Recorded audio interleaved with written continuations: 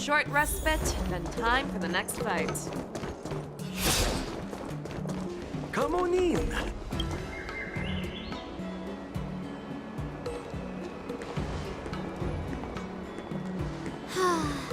Seriously? When is this war dance going to start? The Sky Splitter has been hovering there for ages. When can we board and see what's inside? Is this how long-life species live? Everything proceeds so slowly. The effectiveness of anticipation in my emotional center is at an all-time high. Oh, I need to drink some coolant. Relax. The Realm Keeping Commission will send boarding notices to all ticket holders. The Gazette said the Sky Splitter will fire a salute before the ceremony starts.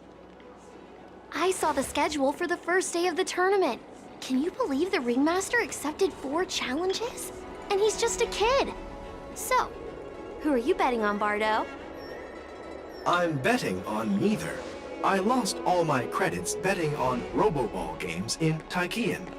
This time, I've decided not to rely on probability games to accomplish my target of getting rich. War dance.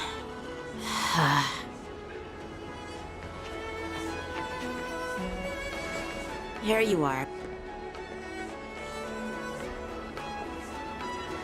I heard you and Mr. Dan Heng went to meet the judges, and then a riot broke out in the shackling prison. I was so worried about you. Thank goodness you both made it out safe. There was a revolt in the shackling prison. Fortunately, we were protected by the guards until the Cloud Knights arrived to rescue us. I was planning to take Miss March and Yunli to Stargazer Navalia to see the Sky Splitter up close. But we stumbled upon a group of suspicious Foxians carrying official identities. They were acting strange, so out of curiosity, we decided to follow them. It turns out they were actually Borisin disguised as Foxians. It seems they infiltrated Stargazer Navalia in order to prepare for Hulei's escape. And we foiled their plans by pure chance. I wonder who provided them with those disguises, and how many more Borisin have taken advantage of the war dance to infiltrate the ship. Yeah, I heard them too. But I'm afraid I'll have to disappoint them. I've already reported to General Jing Yuan that I'll give up my role as the Ringmaster.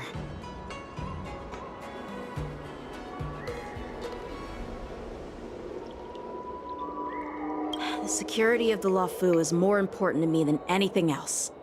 I need to fulfill my duties as a Cloud Knight Lieutenant before taking on the honor of being a Ringmaster. Those tourists just want to see some good sword fights. Anyone can participate in this kind of tournament. Doesn't have to be me. The real challenge lies beyond the ring on the Sky Splitter. If we don't capture the fugitives soon, Hulei will wreak havoc. Obviously, there's someone behind the scenes orchestrating this prison break, intending to spread chaos. If we fail to thwart their evil plan, what honor will be left for us to uphold? Well said. You may be tiny in stature, but your ambition matches that of the Yao Qing's warriors. Hey, this has nothing to do with my height.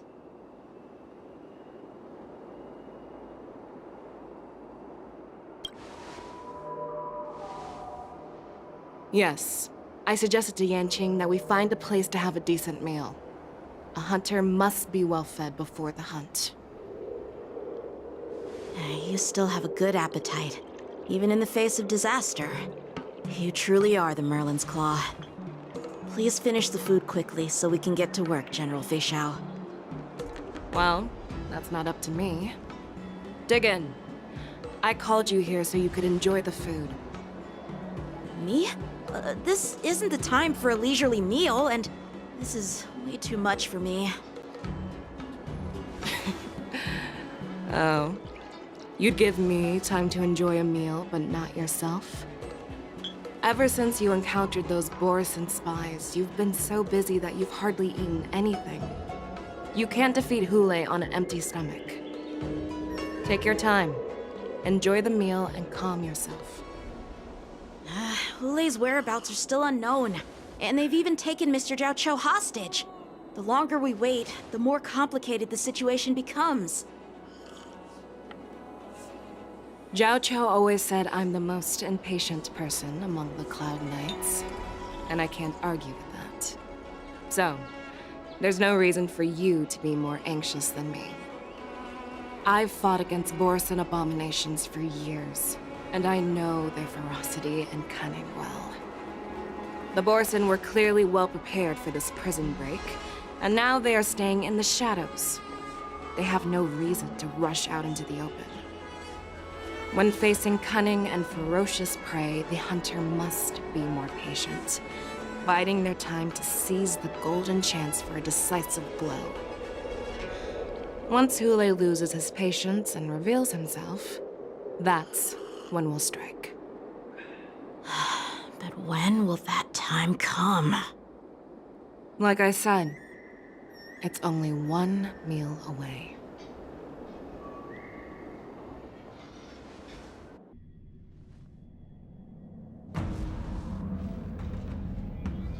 General Hua Yan, the Skyfaring Commission has finished its preparations. Do you have any other instructions? Representing the consensus between the Merlin's Claw and the Divine Foresight, I'll step in as the temporary commanding officer of the seat of Divine Foresight and oversee the Six Commission's affairs on the Luofu. What is the situation at the Shackling prison? Hulei made a quick escape and even sealed the gates of the prison. As of now, the Cloud Knights have re-established contact with the staff inside. The good news is the two Nameless who were trapped in the Shackling prison are safe and sound. I know I shouldn't use the word great given the current situation, but I'm relieved that he and Don Hung are safe. We've lost contact with one of the messengers from the Xianzhou Yaoqing. The Borisin have likely taken him hostage. Don't worry, Yuko. Feixiao is leading the wolf hunt operation, and you know how capable she is. I have no doubt about General Feixiao's capabilities, General Hua Yan. I'm more concerned about the Wardens. According to the plan, the ceremony will begin in 6 hours. The Sky Splitter will be activated, and all visitors will board the ship to watch the contest. But now, with Hulei's whereabouts unknown, everything is filled with uncertainty. March is right, Grandpa. I heard the escaped prisoner from the Shackling prison is beyond formidable. In case anything goes wrong... So, Yunli, what do you think we should do? Well... I believe we should declare martial law and allocate manpower to search for the escaped prisoners. And as for the war dance, it's better to announce an indefinite delay for now. Your plan sounds solid, but unfortunately, solid plans rarely get a chance to be implemented. I believe there are at least 2 parties who won't accept your approach. The first are the many travelers who have come all the way here for the war dance. If we declare martial law now, it's like declaring that the Luofu isn't safe. How do you think the outsiders would react? They'd be terrified, and chaos might ensue. The second party is the staff of the Xianzhou Luofu's 6 commissions. They've invested a lot of resources and manpower into organizing the war dance. Suddenly suspending it indefinitely would create numerous challenges for them. But of course, not everyone disagrees with your idea. Really? The mastermind behind this incident would fully support your opinion, presumably. Hulei's escape and your discovery of Borisin's spies at Stargazer Navalia. Even a child could guess that these events were orchestrated. The fugitive is just one piece in the game. The one controlling the pieces wants to spread chaos and suspicion among the people on the Law Fu. If we declare martial law and postpone the war dance, we'll fall into their trap and instill fear in people even before Hule actually does anything. So what do we do? We'll search for the prisoners while maintaining order on the Law Fu, acting as if nothing has happened.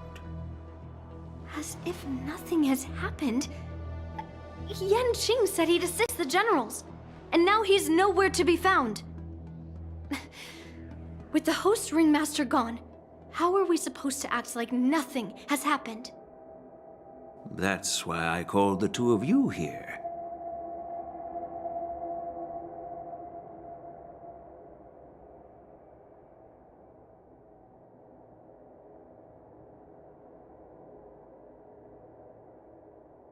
General Huaiyan, are you asking me to take Yanqing's place as the ringmaster? You caught on quickly, Miss March. That's exactly what I mean. But Miss March is a guest invited by General Jing Yuan, Grandpa. How can an outsider represent the Lawfu in the ring? It will make the Xianzhou Lawfu a laughingstock. Dear child, the nameless of the Astral Express are renowned throughout the cosmos. It's an honor to have them participate in the ceremony. Plus, Miss March is a disciple of the little Cloud Knight Lieutenant. How can she be regarded as an outsider? We can't afford to have any problems during the war dance. I'm entrusting you not only with the honor of the ring, but also with the security of the Sky Splitter. Yukong, please explain to them the rest of the arrangements.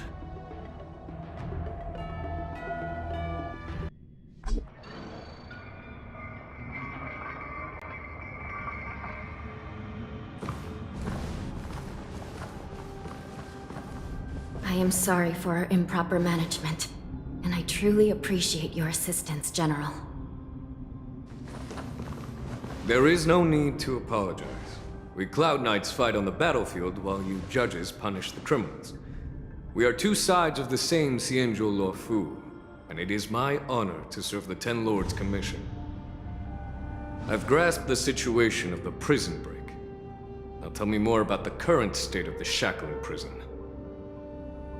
Borison infiltrated the prison in disguise and released the prisoners, spreading chaos. Among the judges on duty in the 4 divisions, Judge Xueyi from the detention division was killed and is temporarily unavailable. So, I'm taking over her duties and commanding Arumaton spectral envoys and spiritfarers to quickly restore order in the affected areas. I and the two behind me will go deeper into the prison to investigate. But, General, the situation inside is still chaotic and perilous. Your presence would be... It's common for Cloud Knight generals to face danger directly. Hule has escaped, and the Yaoqing envoy is being held hostage by the Borison. His fate is unknown. This is a grave matter. Not only did the Merlin's Claw offer no reproach, she decided to go after Hule herself to prevent further calamity. I believe the Law Fu owes her something in return for her fervent determination. How did the infiltrators learn about the location where Hule was held? And how did they time their plan just before the Yaoqing messengers were ready to escort him? Finding the answer to these questions shouldn't be too difficult. What truly matters is if we can gather the clues that lead us to the mastermind behind all of this. I understand, but I'm afraid it won't be an easy task. For a long time, this hidden force has been pursuing their own goals and undermining the security of the Law Fu. Backing down now will only encourage them to further endanger the peace here. The Ten Lords Commission will support your decision with everything we have, General. Dan Heng and Ling Sha, I'll need both of you to accompany me on this challenging journey. Well, it's part of my responsibilities as the Cauldron Master. So, where would you like to start, General? Let's start with those Borisin disguised as Foxians. My people have already prepared the evidence.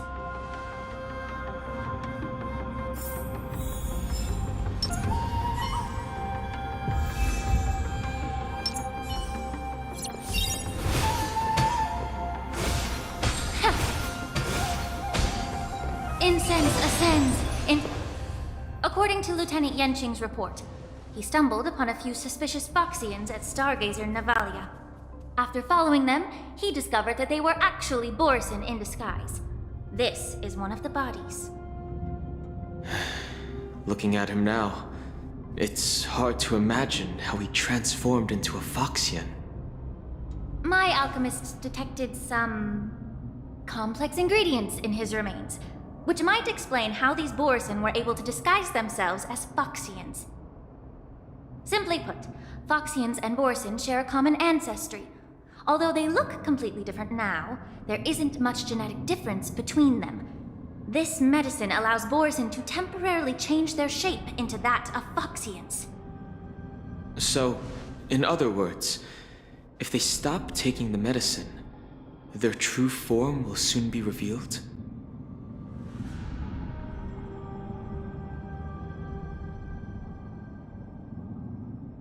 Indeed.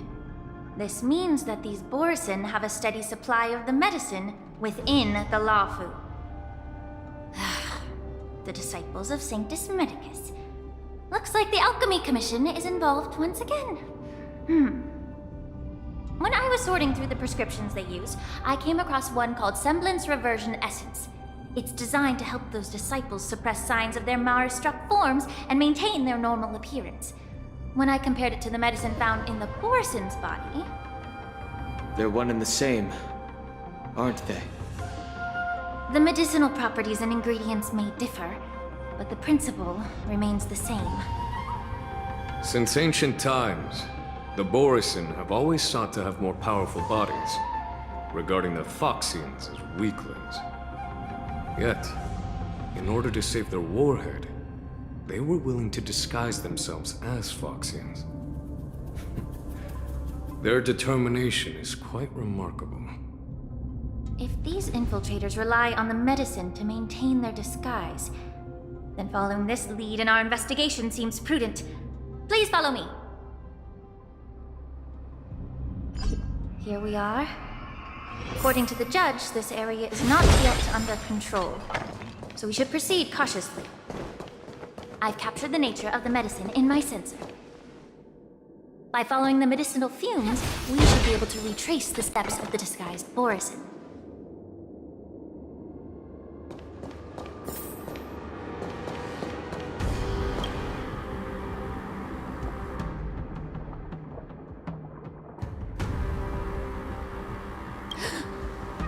Incredible strength. The attacker shattered this warden's bones with a single blow.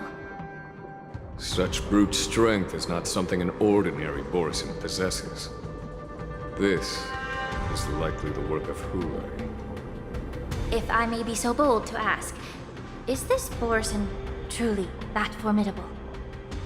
I have lived a bit longer and engaged in a few more battles than you, Miss Lingsheng. To the Alliance, Borisin have always been the most formidable adversaries. And Hulai is a monster feared even among his own kind. With his strength, Hulai united numerous Borisin packs, forming a grand army of abominations of abundance. They constantly push the Alliance's armies into perilous positions. Over 7 centuries ago, I followed my mentor on a campaign against the abominations. And I personally witnessed the devastation on the battlefield after Hulai appeared. Even with medicinal pellets that suppressed the fear caused by his lupatoxin, countless Cloud Knights succumbed to panic in the face of his murderous aura. They couldn't even raise a hand in resistance. If the former sword champion hadn't immobilized Hulai with her frost blade, the outcome of that fateful battle could have been very different. By the end of the battle, only a few of us remained. The crimson moon cast the sheen of blood on all. Everything I saw was painted dark red. If that's the case, why wasn't the beast executed instead of being imprisoned? On the Xianzhou Jumi, the judges cast those unforgivable and nearly immortal abominations of abundance into the eternal flames of the stars, reducing them to ashes. Their so-called immortality is just a facade. I mean, nothing can truly defy death, can it? I just don't understand why the Lawfu kept this tumor for so long, leading to the terrible situation we're facing now. But I guess I understand. People of the Lawfu are known for their kindness. Even when faced with the malignant tumor within the Alchemy Commission, they couldn't bring themselves to cut it out. Instead, they exiled the healer, who tried to solve the problem, to the Xianzhou Jumi. I understand if you hold grudges against me, Miss Feixiao. I take the blame for the resurgence of the disciples of Sanctus Medicus. As for why Hule was only in prison, I can shed some light on that too. I'm just a healer. I'm not familiar with the past. I'd appreciate it if you could enlighten me, General. All right. Let me tell you more about it as we go.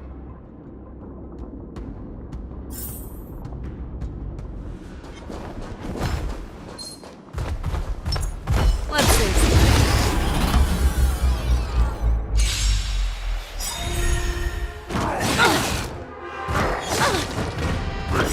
That's better. I want to protect everyone. Help me, Mr. Sora! Ready to shine. Yes! Time to show you what I can real Azure Dragon, White Tiger, less cards. What's this? Immerse yourself in it. Be of your body and mind. Thank I venture forth to hunt. Forever. Triumphant! Victory is inevitable! The fearless knows not fear. That won't do. Mission command. I'm not afraid of you. Eliminating threat. Heights up! Yeah. Show me what you can never hesitate! Yeah, it's over already. Fast enough for you. Did this Cloud Knight also take the medicine?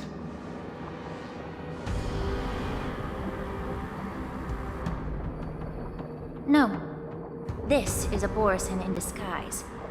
A guard killed him before he could return to his original form. All these Borisin are dressed in official attire. Besides the Cloud Knight, there were also 2 Borisin disguised as members of the Skyfaring Commission and the Artisanship Commission. Whoever is providing them with official identities must hold the position of power. Let's search elsewhere.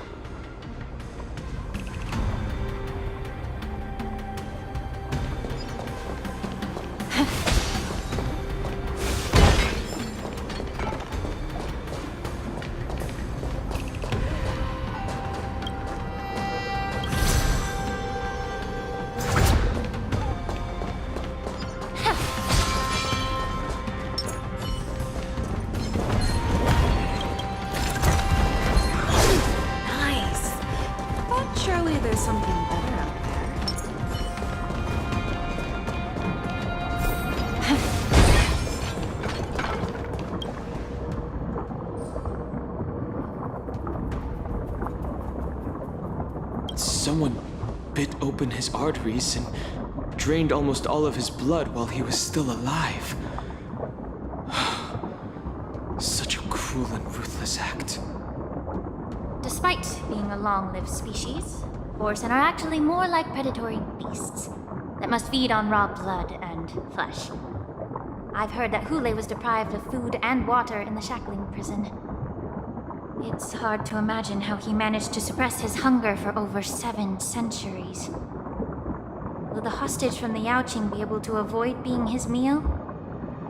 Such is the terrible nature of the abominations of abundance. We subjected him to the forest of swords to drain his life force. But in the end, his punishment turned into a test of our patience. Just like you said, Miss Feixiao. Casting a creature that can't be killed into a star would be a way to permanently get rid of it. But unfortunately... The Foxians didn't agree to that. Exactly. The atrocities committed by Yunli went beyond mere massacres. Throughout numerous wars, we made every effort to eradicate the Borisin. But Yunli, with his mysterious sorcery, turned countless Foxians into his pawns. And so the Borisin kept returning. The Foxians curse his name day and night, and they even use it to scare children into staying quiet. How could they grant a swift death to such a great sinner? I wonder if you know why Yunli wasn't taken into custody by the Foxian majority Xianzhou Yaoqing, but instead imprisoned in the Xianzhou Luofu, Miss Feixiao. As you mentioned, your mentor was an exceptional warrior and was the one who defeated Yunli, an extraordinary achievement. Therefore, the Marshal placed this feral beast under the jurisdiction of the Xianzhou Luofu as an honor, I assume? It seems you have a major misunderstanding about this arrangement, Miss Feixiao. Allow me to explain it to you.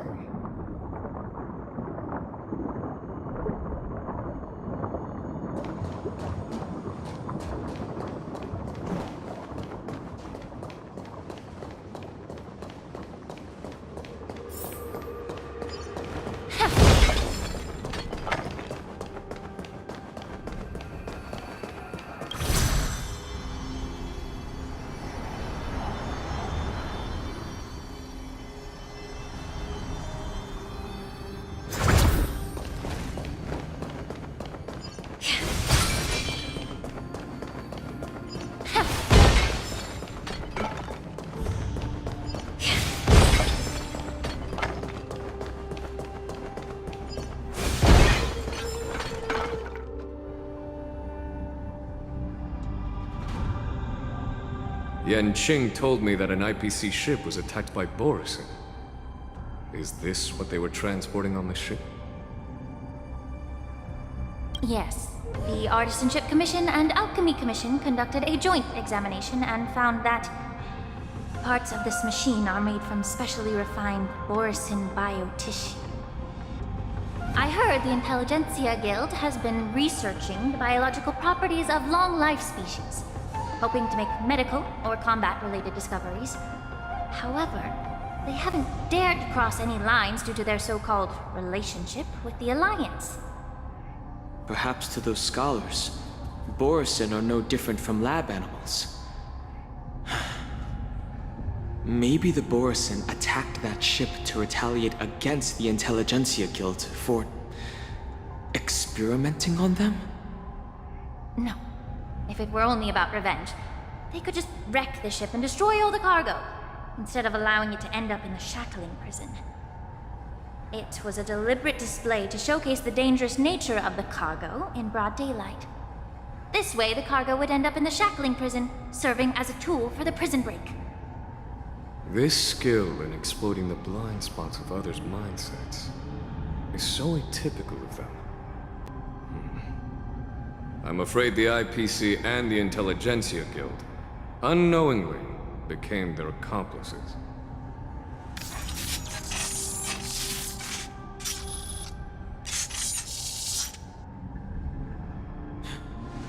Watch out!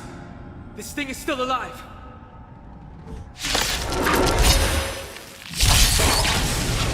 Even after suffering such severe attacks? Their imitation of long-life species has crossed the line. Stronger. Fear without fear. Allow me to purge the root of the problem. Be of your body and mind. The truth burns clear as if everything in this world is bleeding. Abnormal.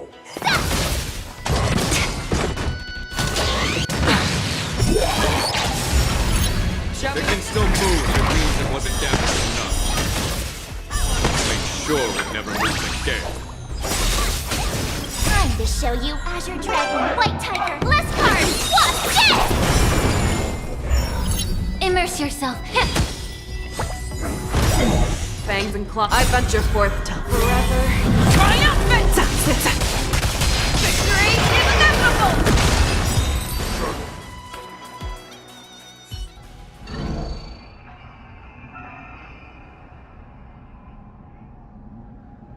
You haven't answered my question about why Hulei was imprisoned in the Luofu instead of the Yanquing, General. You've been reserved in your response. Could it be that such an arrangement wasn't an honor? The reason why the Marshal didn't leave Hulei on the Yanquing lies in the very mech in front of us.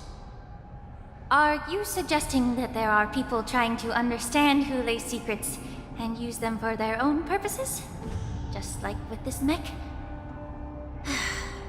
Well, I understand. I've heard that the Foxians on the Yanquing share a bloodline with the Borson. And just like the Borson, some of the Foxians there experience an uncontrollable insanity called moon rage. The Marshal believed that this would be inhumane and no different from what the Borson did, so... Exactly. While Borson see moon rage as a blessing that unlocks their true potential, Foxians see it as an inevitable curse within their bloodline. Countless healers of the Yanquing have attempted to unravel this mystery, but to no avail. Why can Borson control the power of moon rage? Can we Foxians break free from this curse? These questions were asked frequently. Each questioner had good intentions. But the road to catastrophe is paved with good intentions. To the Foxians of the Yanquing, Hulei was not only the warhead of the Borson, but also a monster that could be the subject of much research. Hulei thus became a poison that corrupted people's minds without their knowing. That's why the Marshal decided to imprison Hulei and the Luofu. It wasn't an honor, but rather a warning. Because such selfish pursuits in the name of good intentions once led to a tragedy on the Luofu that served as a warning to future generations. This edition of Imbibitor Lunae. By imprisoning Hulei and the Xianzhou Luofu, the Marshal both suppressed the dangerous intentions of the Yanquing Foxians and warned the Xianzhou Luofu to refrain from repeating its mistake. That was a necessary trade-off. The Xianzhou Alliance is not solely about the Xianzhou natives. Only when all three races, Foxian, Videodora, and Xianzhou natives, form an alliance, will there be a promising future for all. Thank you for enlightening me. Was it for the same reason that you traded off my mentor to the Xianzhou Zhuming, only to stand idle and allow the resurgence of the disciples of Sanctus Medicus? You said that I couldn't bear to cut out the malignant tumor within the Alchemy Commission, but instead exiled the healer who tried to solve the problem to the Xianzhou Zhuming. But did your mentor tell you her good intentions led her to perform certain healing arts on Dan Heng, who had just finished his hatching rebirth, so that he would regain the memories of his past life? What did you just say? She believed that restoring the High Elder's knowledge of his past life would allow the Videodora to resume their duty as the guardians of the Ambrosial Arbor, quelling the strife within their clan and bringing everything back on the right path. But just as I mentioned earlier, the road to catastrophe is always paved with good intentions. Since then, the 6 charioteers decided that the Alchemy Commission would no longer have a Cauldron Master. Until your arrival now. If that's the case, I should thank you for protecting my mentor by exiling her, General. Quite the contrary. I should be the one thanking you. Thanking me? All I ever want is to have a clear conscience. However, can long-life species truly achieve that goal in their long-drawn lives? For example, you were implicated along with your mentor, and forced to leave your homeland without knowing the truth. And now, with the complicated situation in the Alchemy Commission, the Alliance has spared me a lot of trouble by sending you to handle this challenging task. Shouldn't I be thanking you instead? Your eloquence is indeed impressive, the divine foresight. You won't even leave me any excuses to hold a grudge against you. But, let me make it clear. The Alliance sent me here to handle the business impartially, not to choose sides. It doesn't matter which side you choose, Miss Lingshaw. At the end of the day, both you and I stand on the side of the Alliance, don't we? Let's keep going.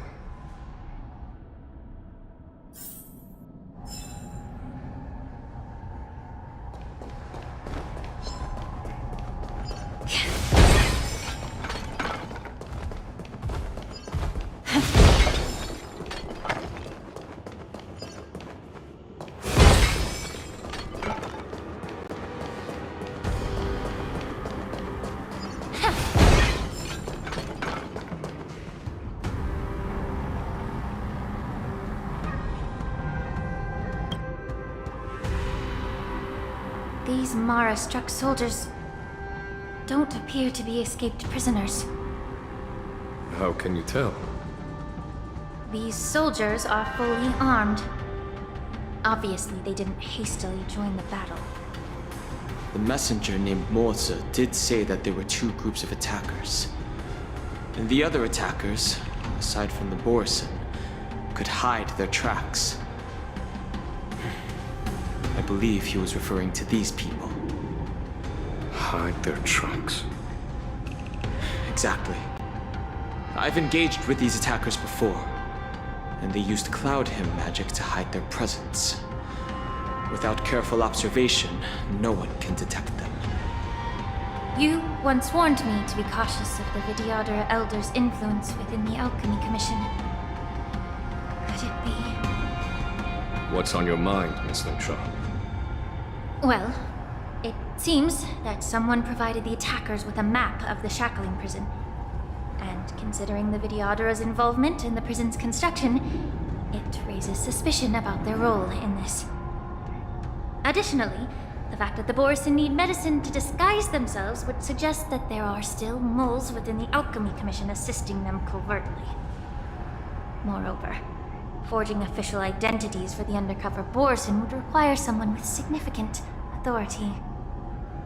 And the presence of assassins capable of using Cloud Hymn magic deepens my suspicion about the Preceptors.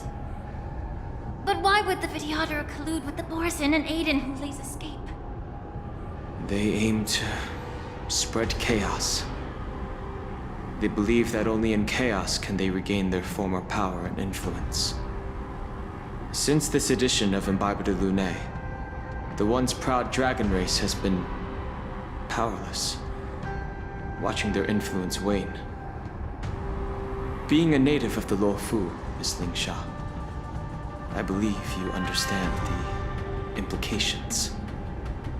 However, I don't think the Preceptors are the true masterminds. If I'm not mistaken, the one behind all this treachery is the Lord Ravager who exploited the weaknesses within the Luofu and instigated the disciples of Sanctus Medicus, ultimately leading to the Ambrosial Arbor's resurrection. Fentilia. Please remember, General, that everything I've mentioned is mere speculation. We need concrete evidence for a public trial. If you want to interrogate someone within the Vidyadhara's ranks, you'll need irrefutable proof. So, what's your plan, Miss Lingshaw? I'll send an invitation to the Preceptors. An invitation? The Preceptors have been inviting me for a personal meeting since my arrival on the Luofu. Now, I'll send them the remains of these Mara-struck soldiers and the route map I found in the prisoner's possession. Then, I'll ask them to meet me at Scale Gorge Waterscape. I'd like to hear their explanations. Good idea. If I were to take action, it might alert the true mastermind. I trust you to handle this matter, Miss Ling Sha. The internal affairs of the Vidyadhara should remain under their jurisdiction. And don't worry if things don't go smoothly. Once the wolf hunt operation is over, the hidden truths will come to light. Speaking of the wolf hunt operation, I'm truly worried about the Yaoqing messenger who was taken hostage. Hulei was starving in the shackling prison for centuries. I don't know if the messenger can survive in that wolf's clutches. May Rainbow's blessing keep him safe.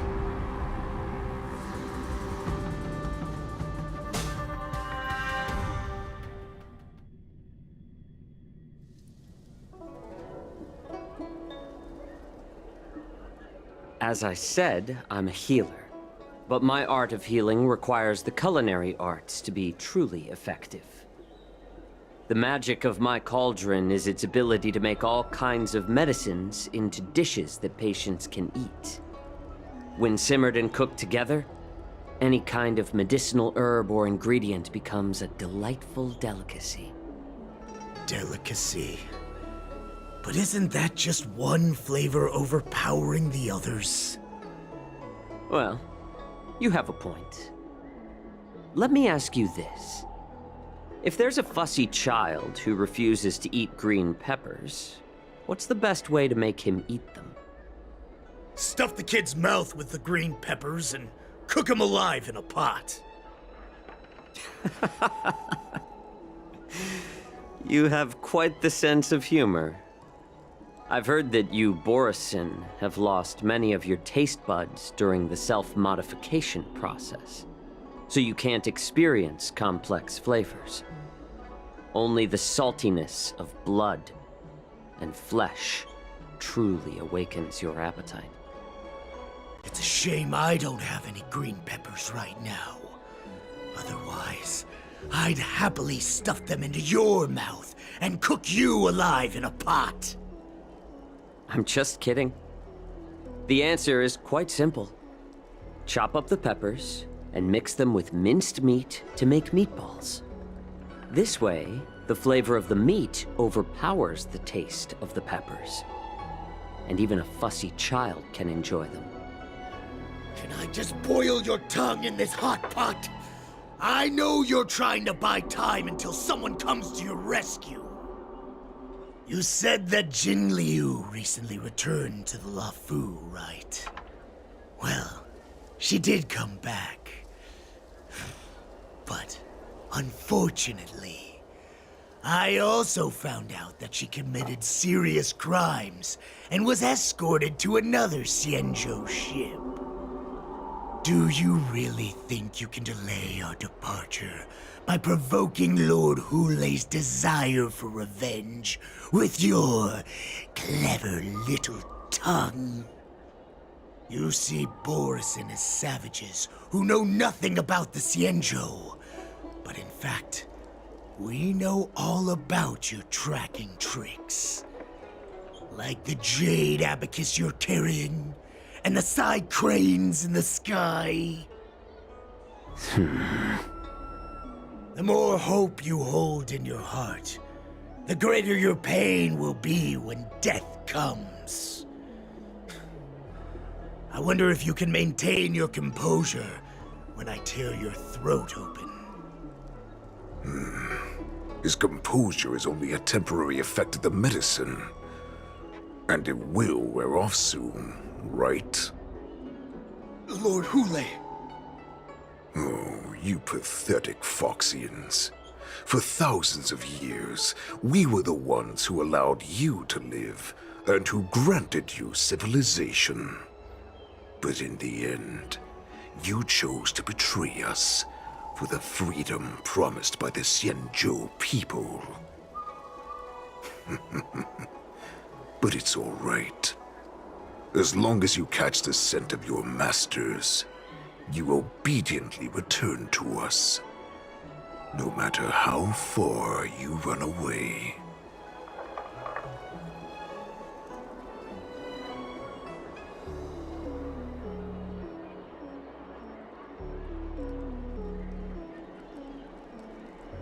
Hule.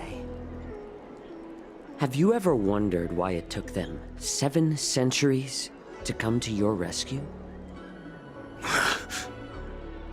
The Borison's era has long passed. Did they ever tell you these harsh facts before giving you hope for returning home, Lord Hule? Now they're being crushed by the Merlin's claw of the Yanquing, by a Foxian.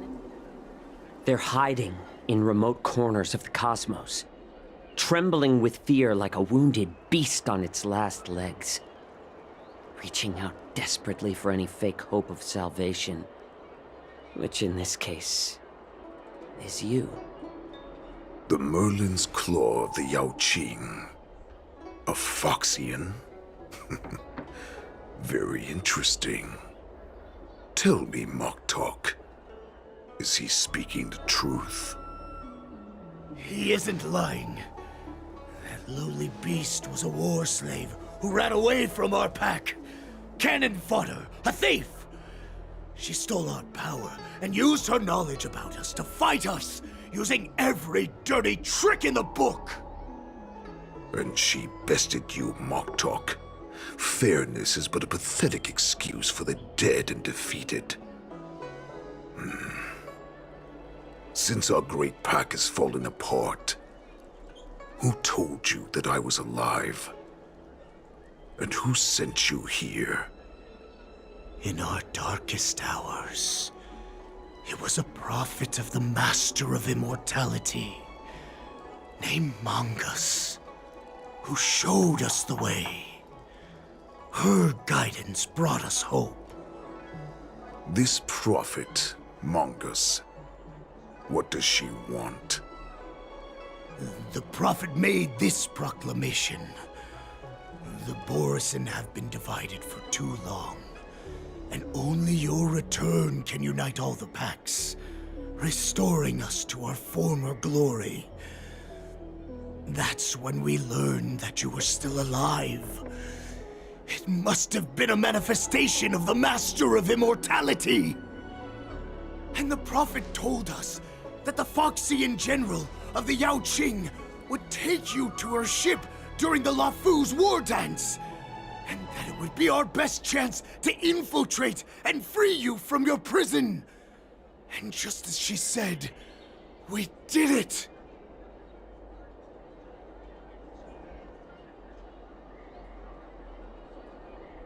Even if you managed to set Hule free, you'd have no way to escape. We've already prepared our ships, and the prophet's prediction will surely come true. Once the news about the prison break spreads, the Cloud Knights will close all the ports. You may think you've escaped the prison, but you're just trapped in another cage, known as the Lafu. Let me kill this unruly, lowly beast, Lord Hule! I assure you that our star skiffs will soon arrive. Right now, everyone in the Lafu is distracted by the stupid war dance, so this will be the perfect chance to escape. Once you've returned to your territory, your revenge against the Xianzhou ships will be within reach. Perfect chance to return to my weak and shattered pack at the mercy of a ridiculous false prophet and become a mere puppet in her clutches. Her plan is full of flaws. The only paths she has prepared for you are escape and death. Listen up. A wolf never allows itself to become prey. From now on, you'll follow my orders. Since you are so confident that the Cloud Knights will close the ports, Jiao Chou, I'm now giving you a chance to go and see it for yourself. Go to the ports, come back, and tell me what you saw. Wait, what did you just say? my lord! Would an alpha wolf ever listen to a cub mock talk? No, I've never heard anything like that. I wasn't trying to defy your will. I will always unquestioningly follow your orders.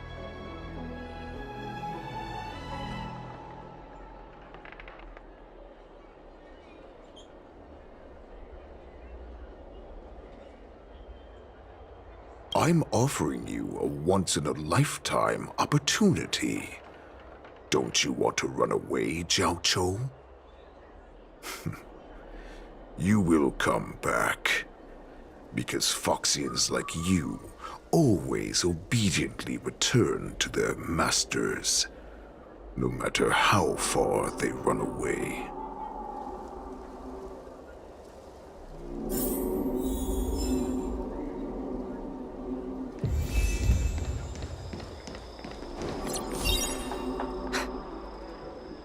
I can't believe he actually let me go. What game is he playing? Perhaps I can try to warn the Cloud Knights. No. Perhaps I can just escape.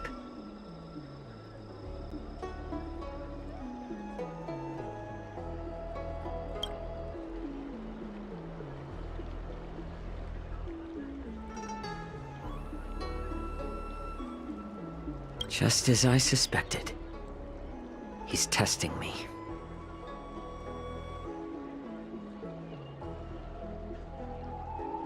The Cloud Knights must have been aware of the situation inside the shackling prison for some time.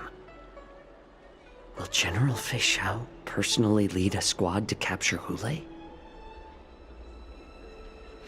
For now, I'll do as he asked.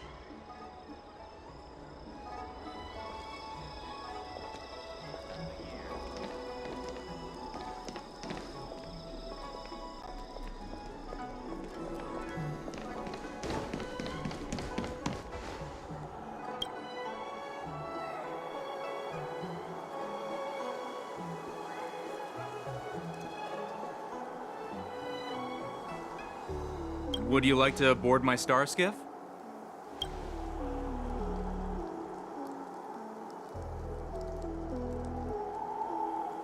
Well, my little star skiff can't accommodate that many.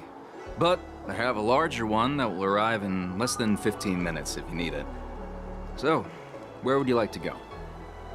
We need to hurry wherever we're going. The war dance is about to start. The Skyfaring Commission is prioritizing star skiffs heading to the Sky Splitter.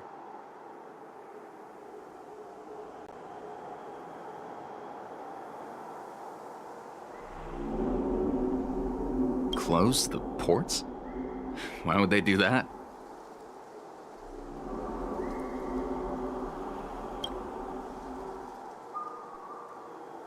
Would you like to board my star skiff?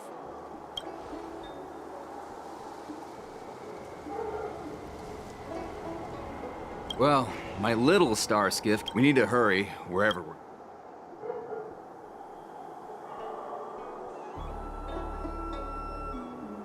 Keep what quiet? Come on, spill it if you have something to say.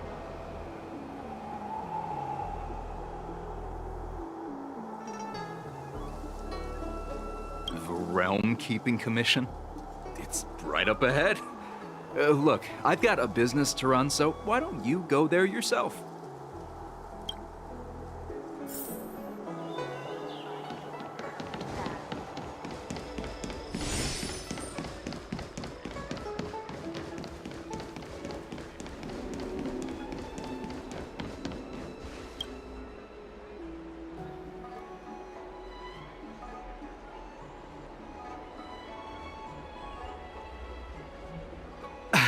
I'm sorry, but the Realm Keeping Commission Chancery is currently closed. All the officers and officials have been reassigned to assist in the war dance.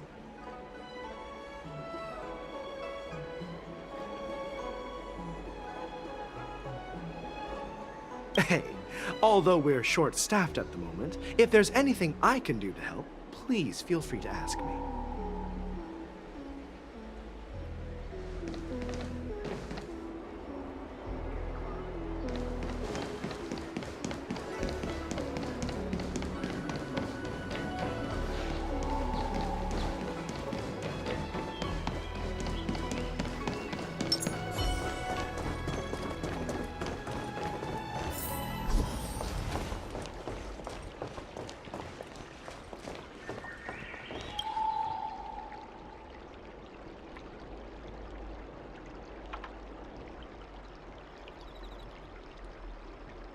Hey there. I noticed you'd been looking at me for quite a while. Do you need my help?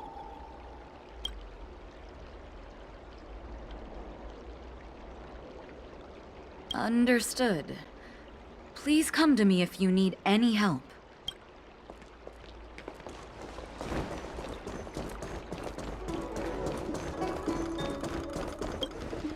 Stop asking. I'm off duty now. Go bother someone else.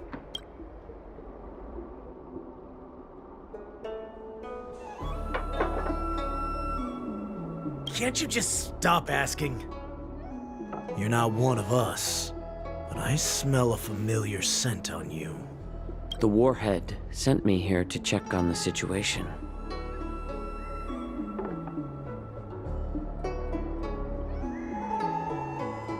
No, not at all.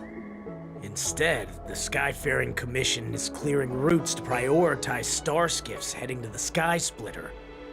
This will make our ships more noticeable when we try to escape.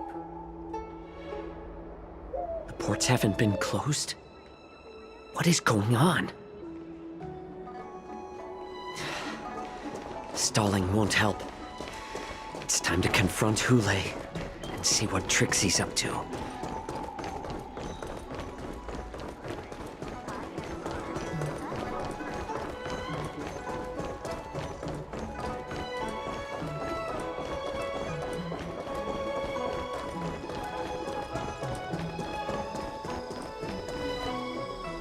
You're back, Jiao. Come and take a good look. Who is this person? This Cloud Knight says there's official business that requires my cooperation. What are you trying to do, Moktuk? They have nothing to do with this. Nothing to do? I told you to go to the port and check out the situation. But I never gave you permission to talk with others.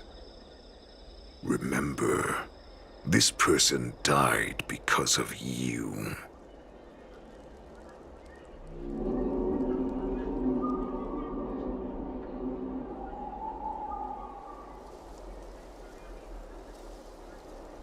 You want to prove to me that you hold everyone's lives in your hands, right, Yunli? Oh, exactly as you said. So, have the Cloud Knights closed the ports? No. They don't want to publicize my escape. I understand. It's no surprise, for fear is more deadly than claws and fangs. Especially during a festive time like the war dance. What lurks here is not a group of fugitives, but rather a pack of wolves amidst the flock. My cubs are hungry, ready to feast on flesh and blood, reveling in your fear. Your calm facade will soon crumble. I can tear through it and expose your pathetic bones any time. There's no escape from me, Jiao. Of course, you can try your luck and believe that your wits will save you. But remember, you're not the only hostage in this city. If you try anything funny, innocent people will die because of you. Now, let's talk about the Foxian general you serve. Moktuk says she's here for me, which means she'll be hunting me herself. Before the hunt begins, I need to know my opponent. You can refuse and play tough, or you can cooperate and save us both some time, healer.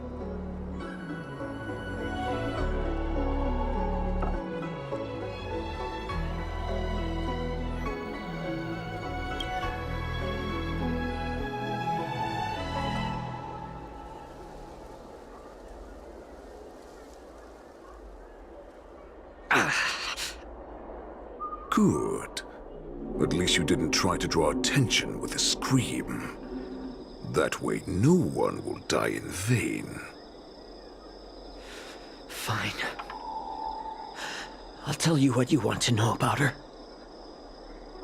But I expect something in return.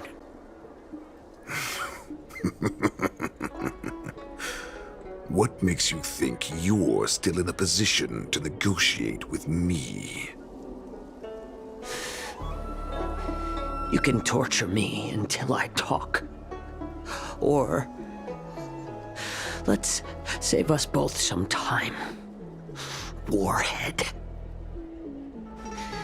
Here's the question that's been bothering me. How have you managed to survive and endure centuries of torture? Borison aren't supposed to live that long, or possess such regenerative abilities. So, is that why the Feixiao Yanquing wanted to take me away? To some, I'm a hostage, but to others, I hold the secrets they desire. I still remember, in the early years of my captivity, the Feixians came and went. They extracted my blood and marrow, trying to unravel the mystery of moon rage. They wanted to conquer their fear of the Borison and free themselves from their bloodline. Unfortunately, they failed to uncover the secret. So, they resorted to the most brutal punishments they could imagine. Some seek power to destroy their enemies, while others seek power to become their enemies. Which one are you, Jiao? Ah, I see. You're the most pitiful of them all, healer of the Yanquing. You seek power to share it with others and do good. Well, then let me tell you the answer you seek. In our ancient legends, Duran, the ancestor of the Borison, was dissatisfied with his limited lifespan and power. He yearned to dominate the skies and become the master of all the stars. To achieve his goal, he sacrificed the lives of countless Borison and Feixians, pouring them into the spring bestowed by the Master of Immortality. Through a form of genetic sorcery, the water gave birth to a miracle. The lunar embryo. Duran ascended the birthing bed and obtained what he desired, a heart in the shape of a deep red full moon. He cut open his chest and replaced his original heart with this crimson moon.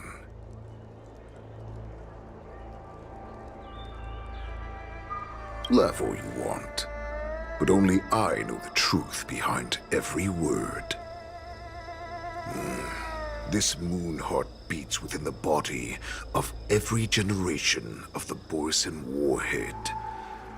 In the ritual that decides the new warhead, the successor cuts open the previous warhead's chest and consumes the divine heart, thus possessing it as their own. Devouring is the true essence of life, allowing us to endure and thrive. It gathers the life essence of all the prey we consume, making us stronger and stronger. I thought all hope was lost after 7 centuries of torment. But now, this heart is beating once again. All right. Now it's your turn to tell me everything about the Merlin's Claw. Jiao Cho, I found you.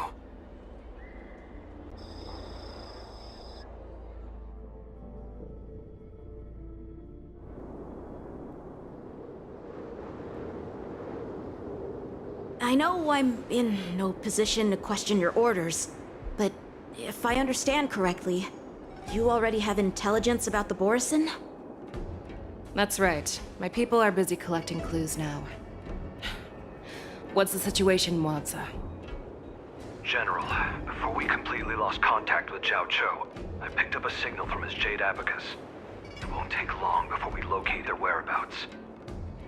If that's the case, shouldn't we immediately go there and join forces to eliminate the Borison? Why are we returning to Stargazer Navalia? Looks like your general has only taught you swordplay, not the art of the hunt. There's an old saying among the Borison. In the forest, the hunter may easily become the hunted. While we may call ourselves the hunters now, chasing them blindly will only make us become the prey.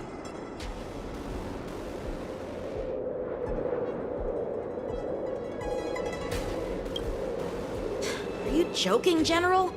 He's just a wolf who's been imprisoned for 7 centuries. Even with his accomplices, they're no match for us numerous Lawfu Cloud Knights. How could he consider us his prey? Do not underestimate the enemy. Hule is not an ordinary Borison that can be easily killed. The advantage in numbers means nothing when we face that monster. A vicious beast who hasn't tasted blood and flesh in 7 centuries is now lurking on the streets of the Lawfu right before the war dance. This is what makes the situation treacherous and unpredictable.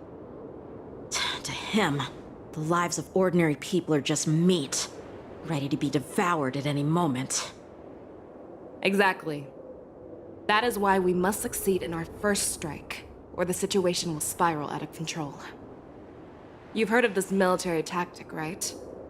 When you surround your enemy, leave one side open for them to escape. A skilled hunter must be well prepared, waiting for the prey at the most advantageous position.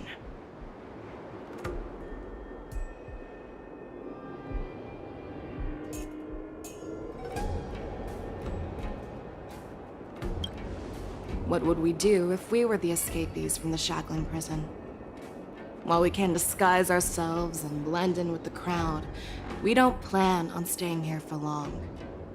In this case, what do we need most now?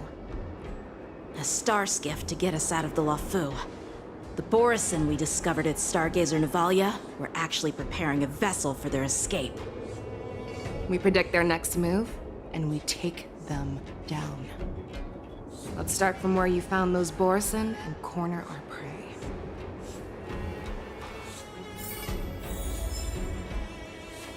Let's save some time.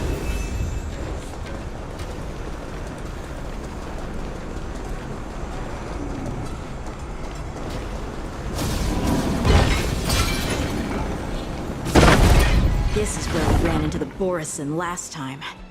It looks the same as usual. Because I blocked all the relevant news to make it seem as if nothing had happened.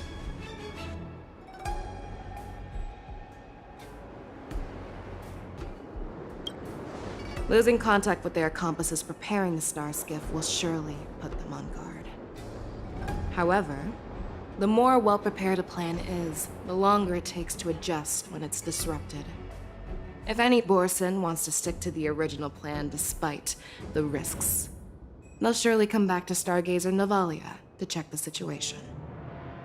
Are you suggesting that there are Borison here at Stargazer Navalia right now? This is an automated area. So don't you think that there are a bit too many people here today? First, look at those 2 Skyfaring Commission staff members. They've been observing us in secret since we arrived here. Then there's a Cloud Knight soldier over there. Perhaps he's here for patrol, but each patrol team must consist of 2 members. And obviously, he is not following the rules. Lastly, there's that craftsman wearing Artisanship Commission clothing. He's unusually focused on checking that device. If you have a target in mind, let's go investigate.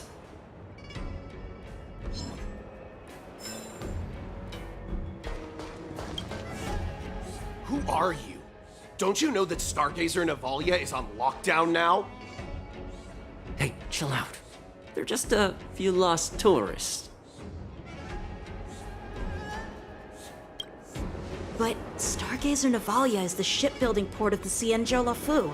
If the Skyfaring Commission called for a lockdown, there should be official documents proving it, right? Official documents? Of course there are. The Cloud Knights are aware that some people have infiltrated this port. That makes perfect sense. So you're now investigating the Borison? Yeah, we've received orders from the higher-ups, so we've blocked off this area to prevent any interference with our inspection. Thank you for your understanding.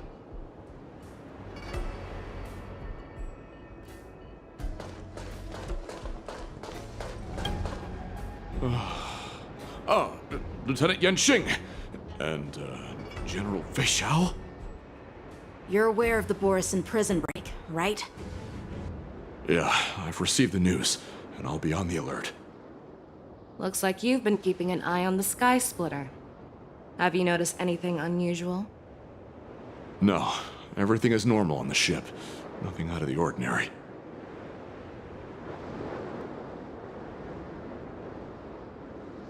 This is not a location for a Cloud Knight on guard duty, is it? Well, this spot offers a great view. Are you here to keep an eye on the Sky Splitter? Yes. You've been observing the Sky Splitter for a while. Have you noticed anything?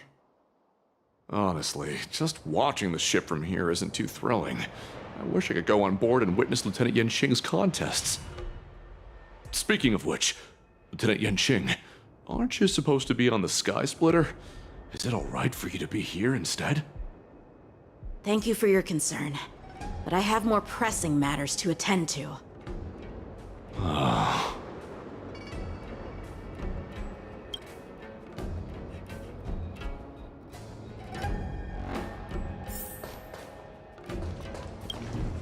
Hey, you there!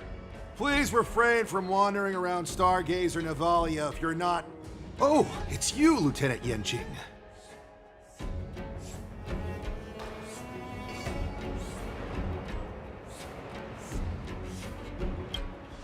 I'm an official staff member assigned to investigate a peculiar issue. A peculiar issue? Yeah, we've had some unscheduled star skiffs being constructed at this dock in Stargazer Navalia. Could there have been an error in the production planning for the assembly line?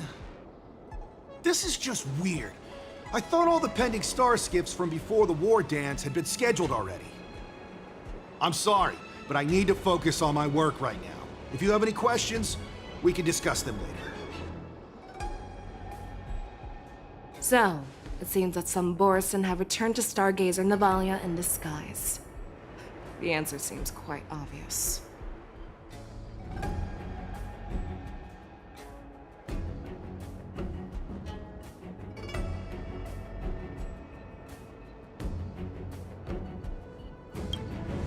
I think he's genuinely here to investigate the star skiffs, as he claimed. In my opinion, the staff members from the Skyfaring Commission are the most suspicious. Remember when I mentioned that the Cloud Knights blocked all relevant news to make it seem as if nothing happened? Stargazer Navalia is not under lockdown. But on the contrary, those staff members use Stargazer Navalia is on lockdown as an excuse to persuade us to leave. This contradicts the Cloud Knights' plans. Their flimsy disguise has been exposed. Even if they try to hide, there's no way they can escape us.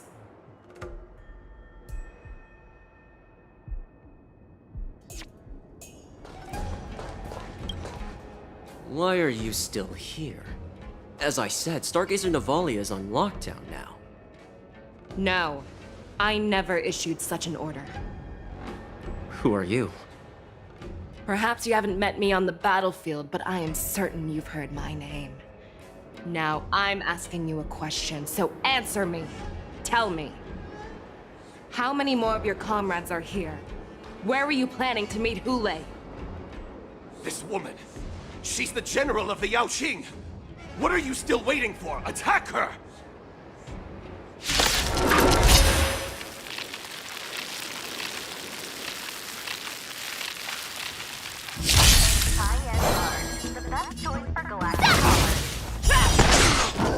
Not very sportsmanlike. Stay back, Clara.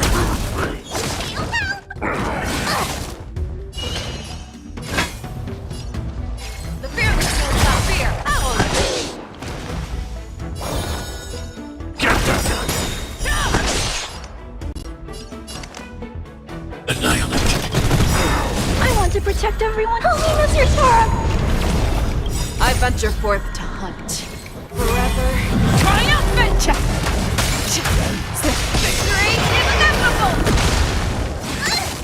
It's a command. She'll make good practice. Yeah. Show me what you can.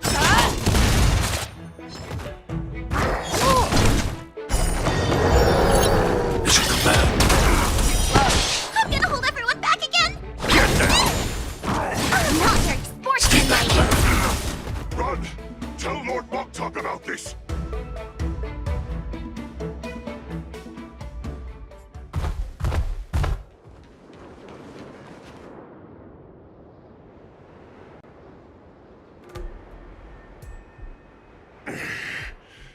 Why don't you kill me?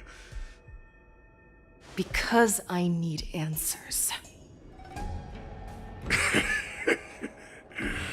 You were our war slave, so you should know us descendants of Duran. You want me to talk? Fine. Try whatever you want, but I assure you, you won't get anything from me. Only fangs and blood. If I were to do that, I wouldn't be any different from you. I am the arrow that pierces the wolf's heart. I grant you a swift death. That's exactly what I desire. Wolves that leave the pack are prepared for the fate of never returning home. But sadly, you didn't catch my partner. He will alert them. Before you close your eyes, you should know that I allowed him to escape. Because he will lead the Cloud Knights to Yunli's hideout.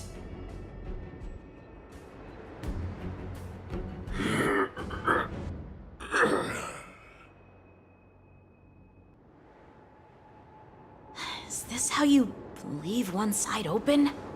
You let that Borison escape so you could track him? This is the most common hunting tactic used by Borison.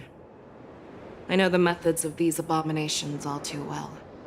They always leave an escape route for their prey, allowing them to flee in fear. Then, they chase them like it's a game.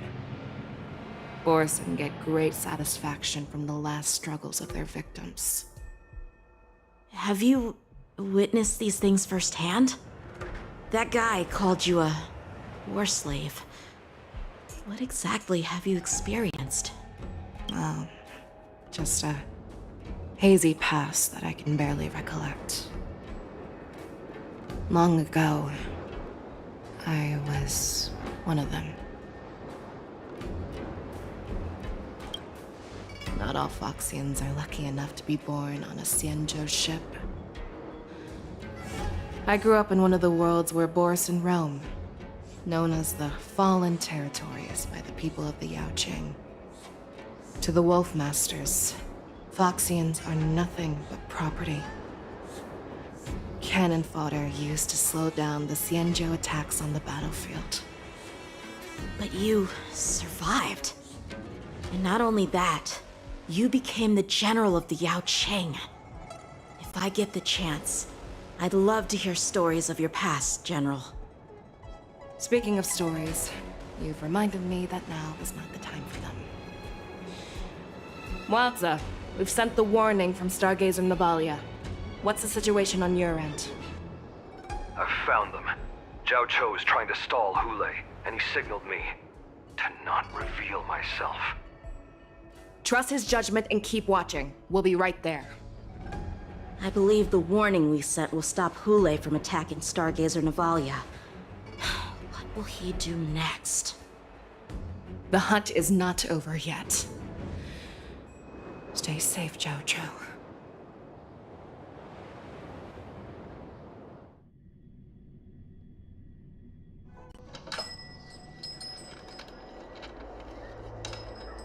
Please, save me.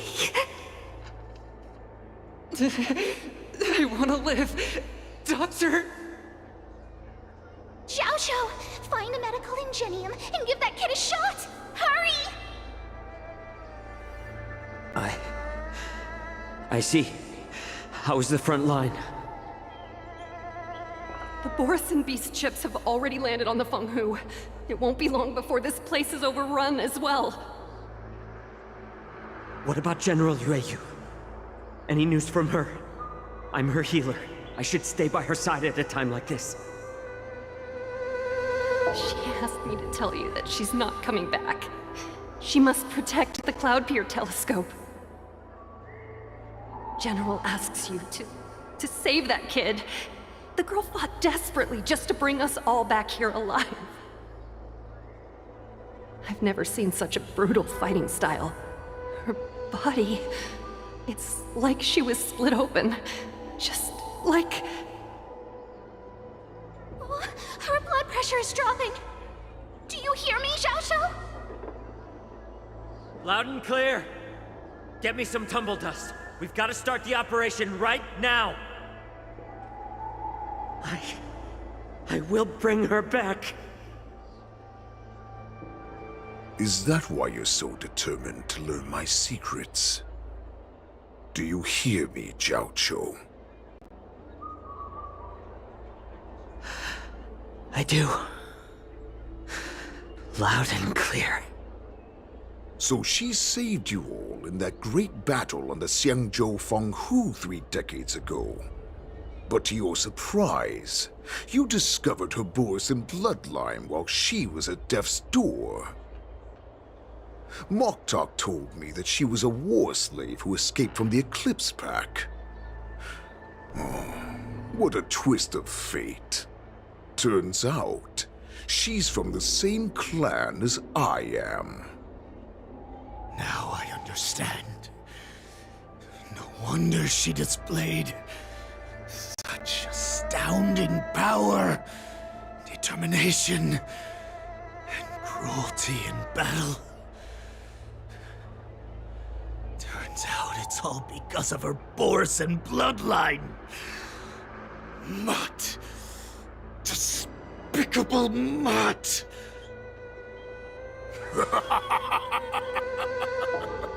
And she used the gift of her bloodline to destroy the Borison.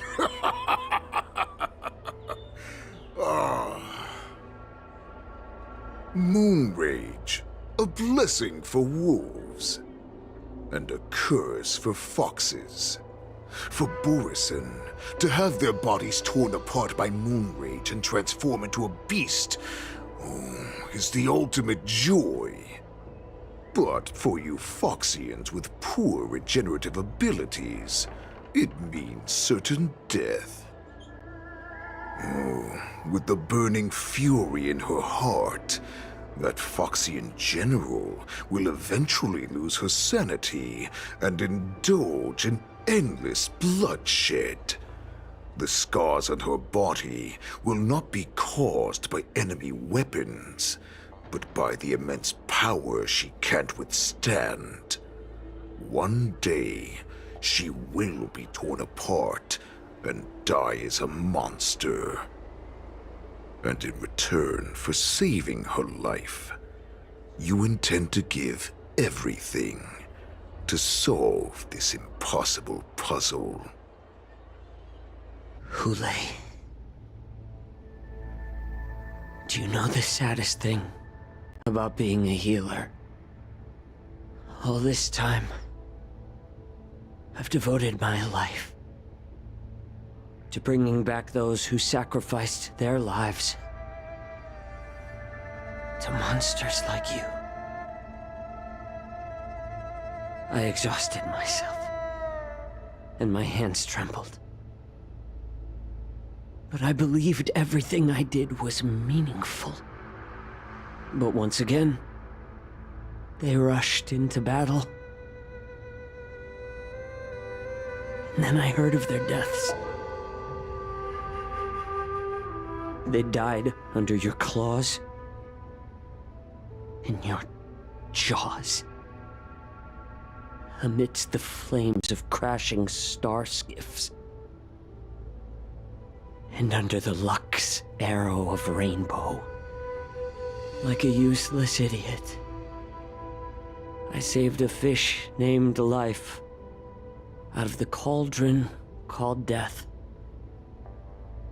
only to watch it struggle, dive back into the boiling broth. So I asked myself,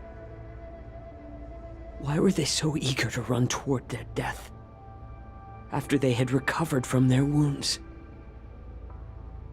Why wouldn't they value their hard-won life? All the doubts left me feeling lost.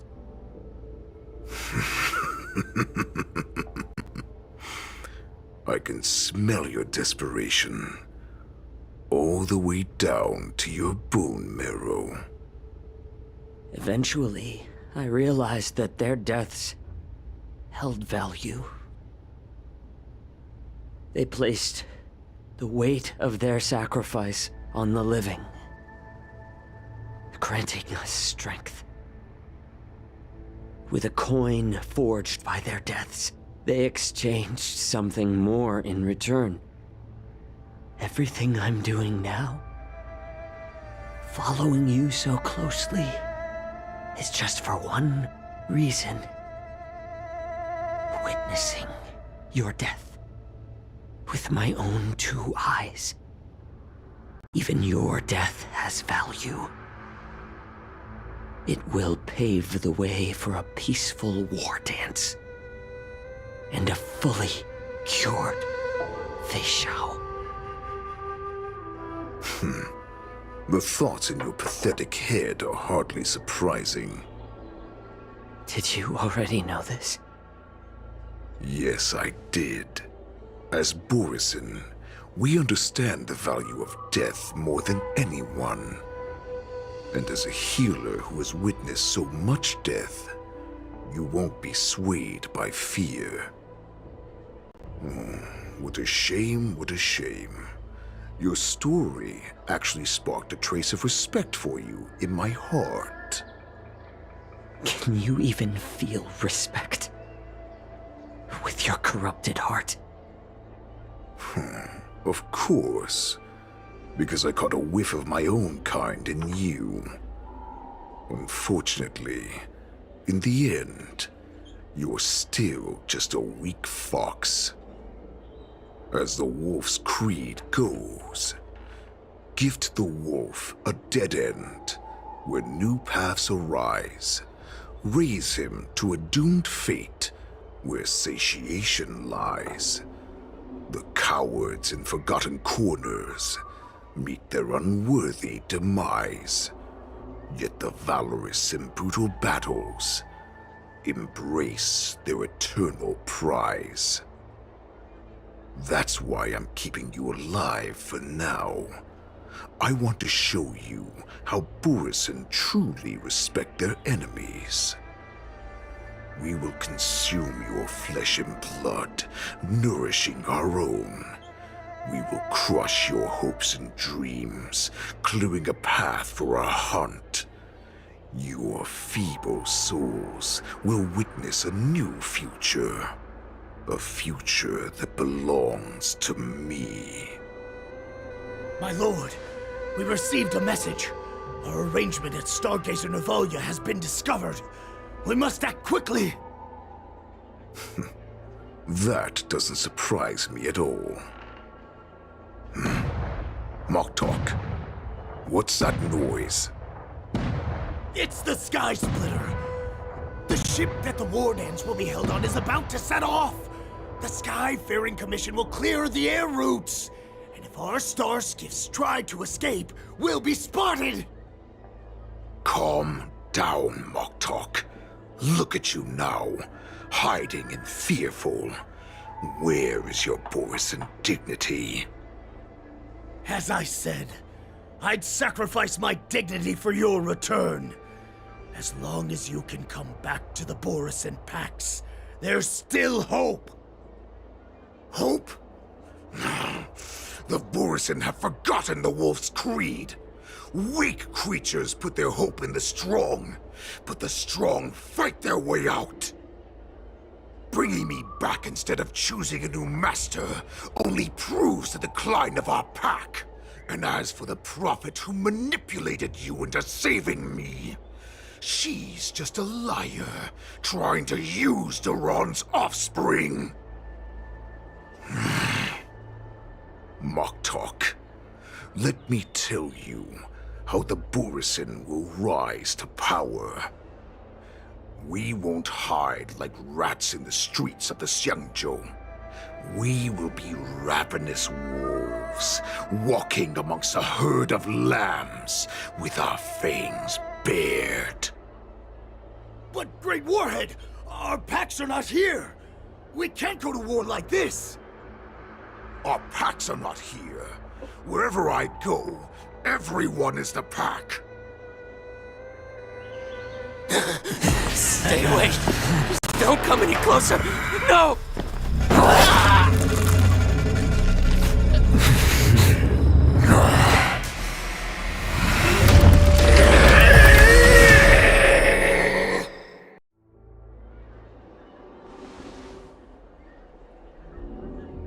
Moktok, we're the apex predators at the top of the hierarchy.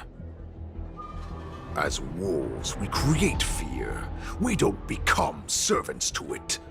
If you're blind to the path, I will be the crimson moon that lights the way for you.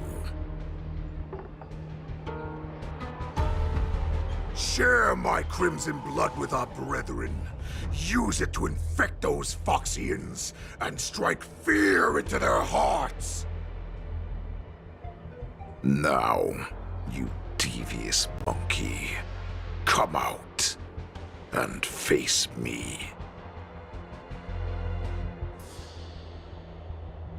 Xiao. Moza, run. No, he can't run, and neither can you. You've come at the right time, monkey of the Yaoqing. Tell your general. Tell her that I will unleash a massacre here, drowning the Xiangzhou La Fu in blood. From this moment on, wolves bearing my blood will hunt on every street, feasting on the followers of that devilish archer. Follow me, my cubs. We shall stride among the prey. Give the wolf a dead end when new paths arise. Raise him to a doomed fate where satiation lies.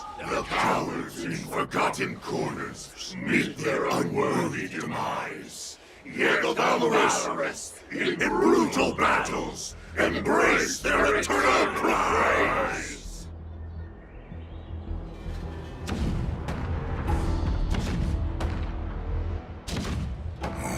Do you hear that? The rumble of the cannons.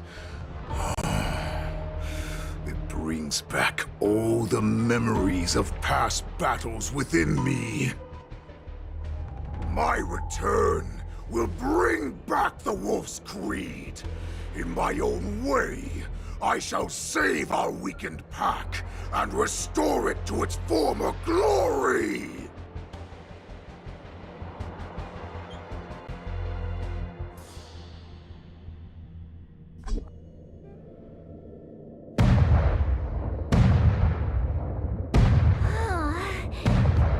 The Sky Splitter's gun salute is really loud.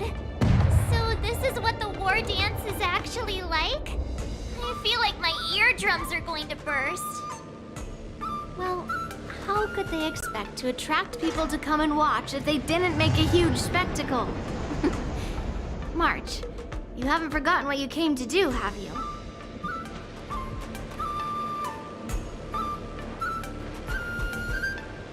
As a representative of the Xianzhou Lafu, I will defeat all challengers. That's the spirit. Sounds like you're all fired up. If you could just keep your legs from shaking so much, it would be more convincing, March. As the saying goes, the disciple takes the toil of their master. Remember, you are here under the identity of a Lafu swordmaster, taking the place of your no-good master Yanquing as the ringmaster. But what am I supposed to do if my opponent for this round is super talented and just wipes the floor with me in seconds? I'm still a beginner in swordplay. I don't know where I got the confidence when I agreed to help General Huaiyan. Come on, there's no need to worry about that. If you're defeated, then your opponent shall have to answer to me. Although, if that happens, the honor and the glory of the Xianzhou Lafu shall all be taken by the Zhuming. Master Yunli, please, I'm about to compete. Can you say something that will give me a little confidence?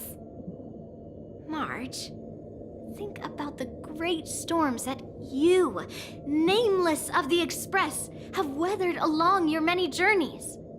There's no doubt that you have faced far more terrifying enemies than your opponents here today, right? Don't you feel a lot more relaxed looking at it that way?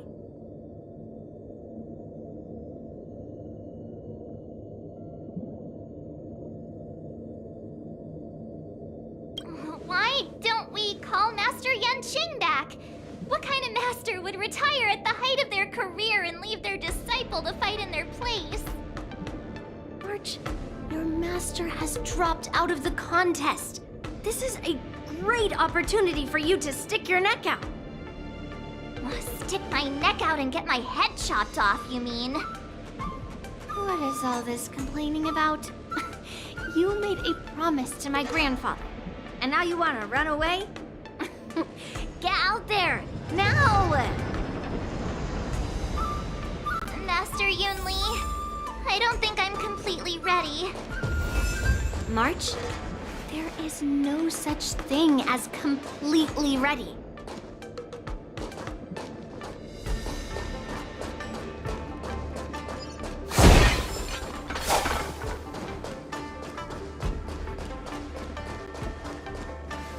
Miss Yunli, Miss March, this way, please. I was informed of your arrival by Madame Yukong and came to greet you personally. The news that you will be the ringmaster in place of Lieutenant Yanqing has been made public, Miss March. Just now, as I passed the contestants' hall, I overheard them all discussing this news. The most common question I heard was, who is March 7th? If they ask you this, how will you introduce yourself? Do you have something prepared?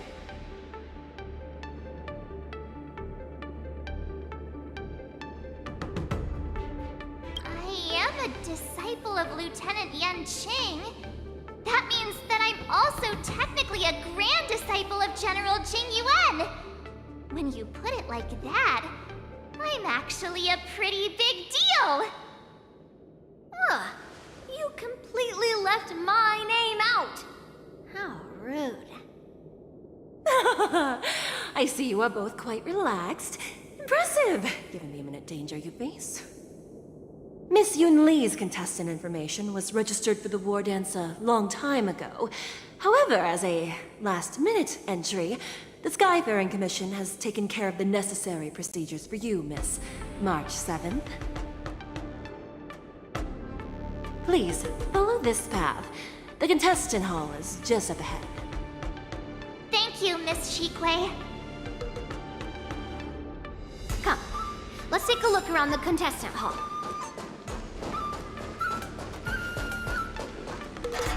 So, this is the contestant hall.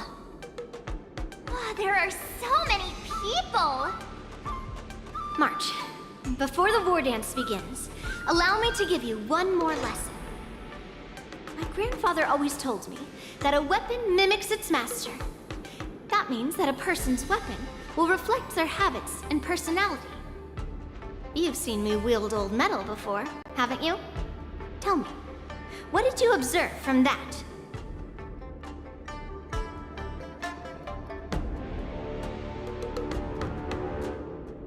Master Yunli's weapon looks so thick and heavy. I don't think you have very good taste. I asked you to make predictions about your opponent's combat style. No one asked you to criticize my dear old metal. Observing the weapon that your opponent uses, assessing what kind of battle skills they excel at, and where their weaknesses lie, is the key to victory in battle.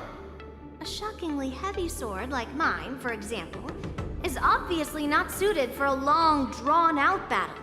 So, it would be best to find a way to drag the battle out. Why would you tell me your weakness? That's the only way to ensure that we have a fair fight, don't you think? I don't want to see you go and lose to someone else, after all. Now is a perfect opportunity to learn how to evaluate your opponents. Let's use the people here in the contestants' hall to practice. If you know yourself and know your enemy, you will not lose in 100 battles. Know myself and know the enemy. Let's see, who should I ask first?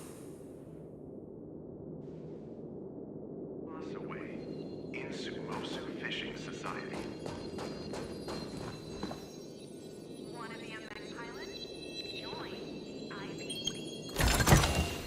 Ah, shiny! Ooh.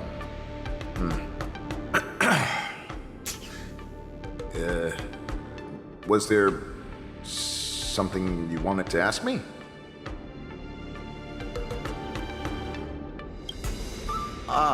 Yes. Yeah, this is just a regular Cloud Knight Devastator glaive. Oh, I understand what's going on, Miss March 7th and Miss Yunli. I'm actually not a contestant. I'm just here as a security guard.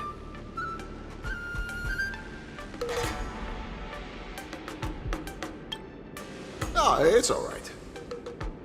I can't bear to watch other people make things awkward, so I always try to keep the conversation going. But then, I'm the one who ends up making things awkward. I've gotten used to it by now, so don't worry. There are still many guests arriving here. Please be cautious. Understood.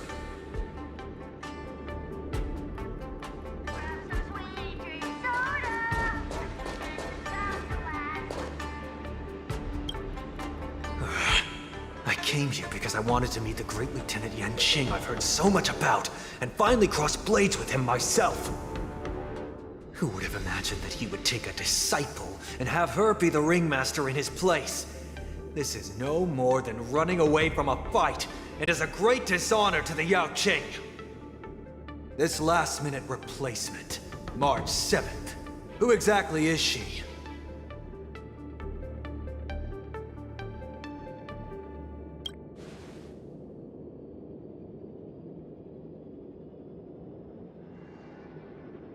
If I'd known I could use multiple weapons at once, I'd have brought my bow. Hello, miss. Are you here to take part in the Ringmaster's Challenge too? That's right. I'm the March 7th that everyone's been talking about. What? You're March 7th? Don't worry. I'm a newbie swordmaster who's only been practicing the art of swordplay for half a month. March 7th. Standing before you is a seasoned Cloud Knight who has practiced swordsmanship for over 200 years. Tricking the opponent into underestimating me is a valid tactic too, right?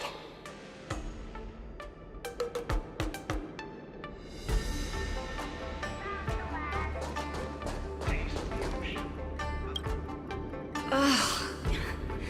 I am not used to wearing clothes like this at all. Oh! You're March 7th! The stand-in for Lieutenant Yanquing, correct? That's right.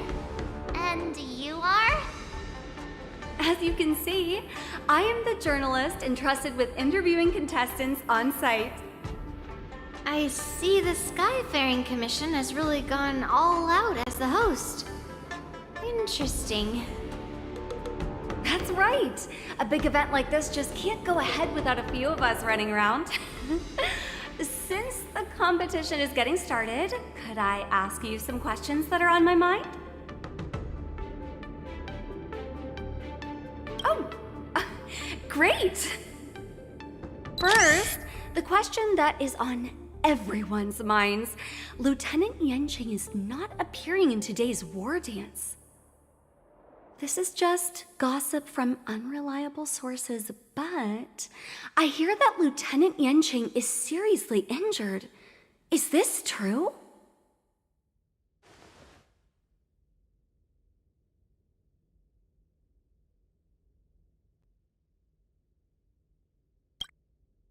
Then what is the real reason?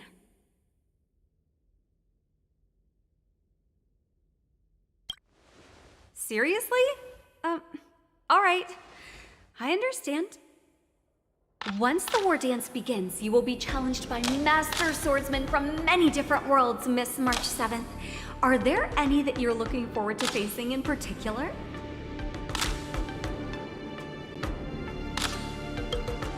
March 7th, you are quite I mean, extremely self-assured. Thank you very much for accepting my interview. Much appreciated. The first round of the war dance is about to begin. Are you feeling okay, March? Me? I'm fine. As soon as I saw all these people gathered here, I suddenly felt weirdly relaxed.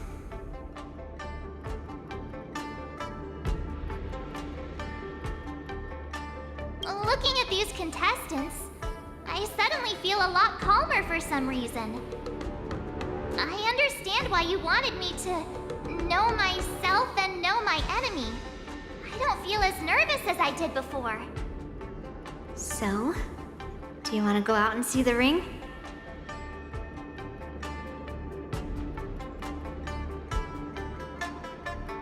I knew it! Let's go.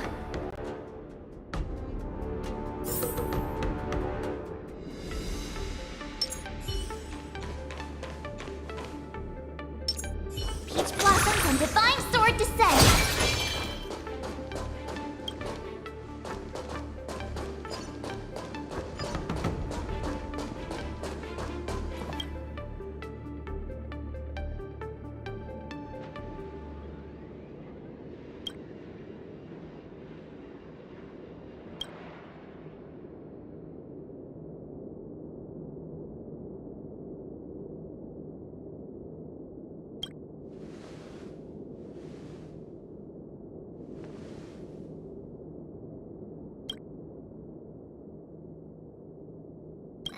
That's enough knowing the enemy for now.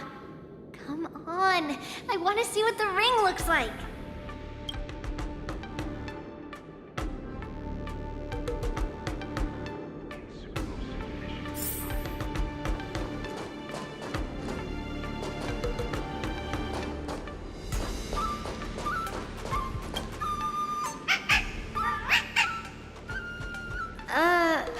You're even asking dating?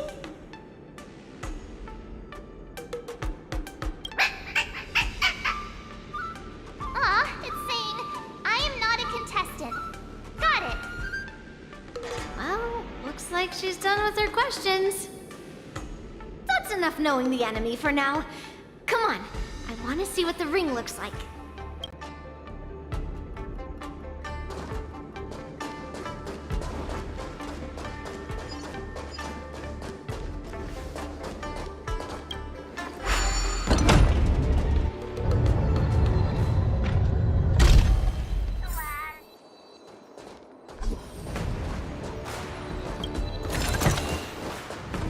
Walk through here, we'll be able to see the War Dance's official venue. Wow, so this is what it's like from the spectator seats? Look over there. That's the ring we'll be standing on. Master Yunli,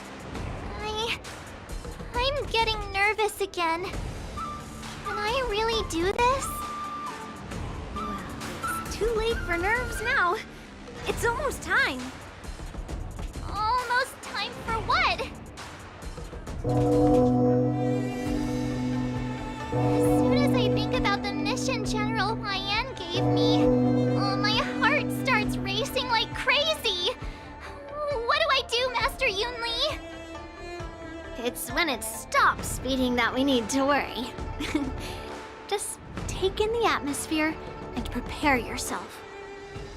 I have to leave for a moment and do some inspections around the ship. This was also part of Grandpa's orders. I wonder how Master Yanqing is doing over there. Hey, focus.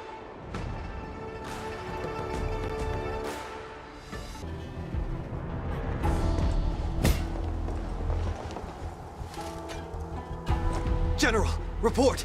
The teams are in position, and the Skyfaring Commission has taken control of the Starskiff lanes. Activate all side cranes and have them scan everyone coming in and out of the port. Remain vigilant at all times. Any suspicious movements must be suppressed as quickly as possible before the situation gets out of hand. Yes, General! You two, follow me.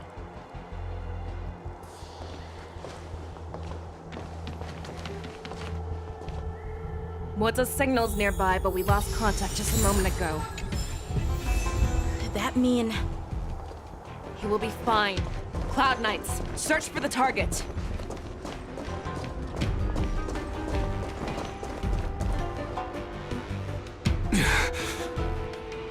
All of you, get out of my way.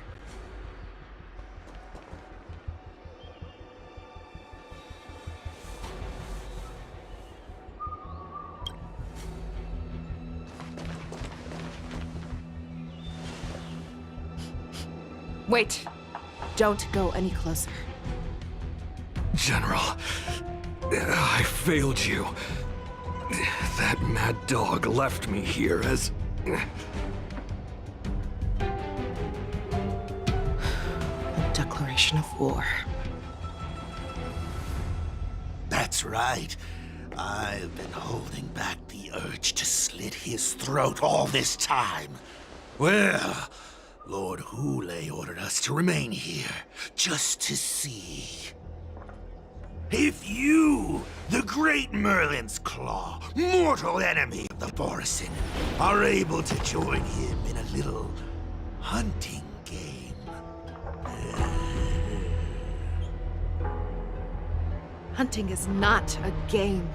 It is a battle of life and death. Are you ready for your death, abomination?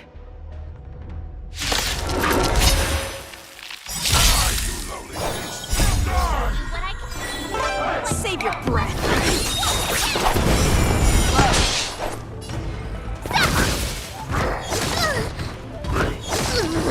You're falling apart on your own. The fearless knows not fear. Get them! I won't.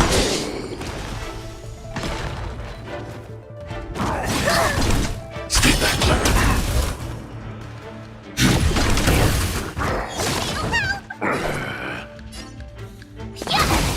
Show me what you can do. I'll never hesitate.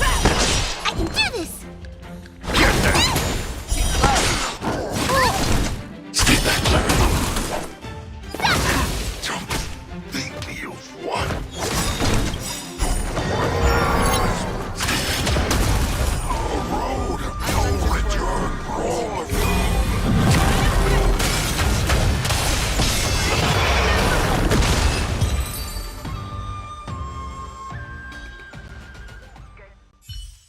Wowza, are you okay?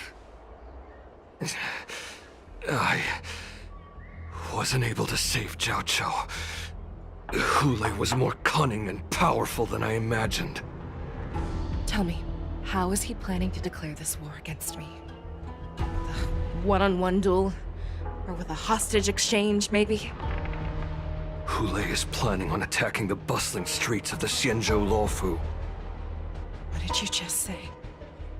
Impossible. Even if there is still undercover Borisin that we haven't sniffed out, Hule can't have more than a few dozen people. How is he planning on simultaneously attacking the streets of the Xianzhou Luofu? He has an ace up his sleeve. Hule's body holds a plague mark passed down through generations of Borisin. I've seen him convert a Foxian to a Borisin wolf trooper with my own eyes. This is Hule's declaration of war. His blood. It can cause Foxians to rapidly transform and lose their minds. He has passed his blood to his minions, and is planning to spread it across the Luofu and stir up panic.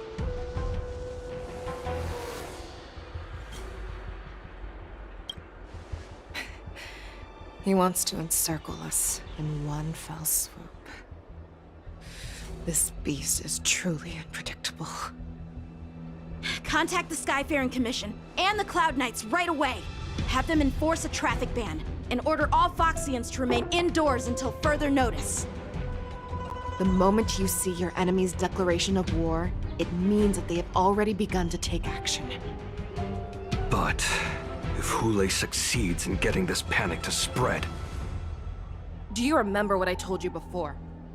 Hunting is about thinking the same way as your prey, not just mindlessly chasing after them. What Hule wants is to see everyone on the Luofu descend into panic. He wants to see us lose our minds and waste our limited manpower scouring every inch of the Luofu for signs of an attack until we exhaust ourselves. It's like that party game that the people of the Yaoqing love to play. They hide an object under one of several bowls, then move the bowls around and have you guess which one the object is underneath. The way I see it, this is all nothing more than misdirection. No matter what Hule does, there is one truth that cannot be changed. He is trapped aboard the Xianzhou Luofu. The only way for him to escape is to find a ship.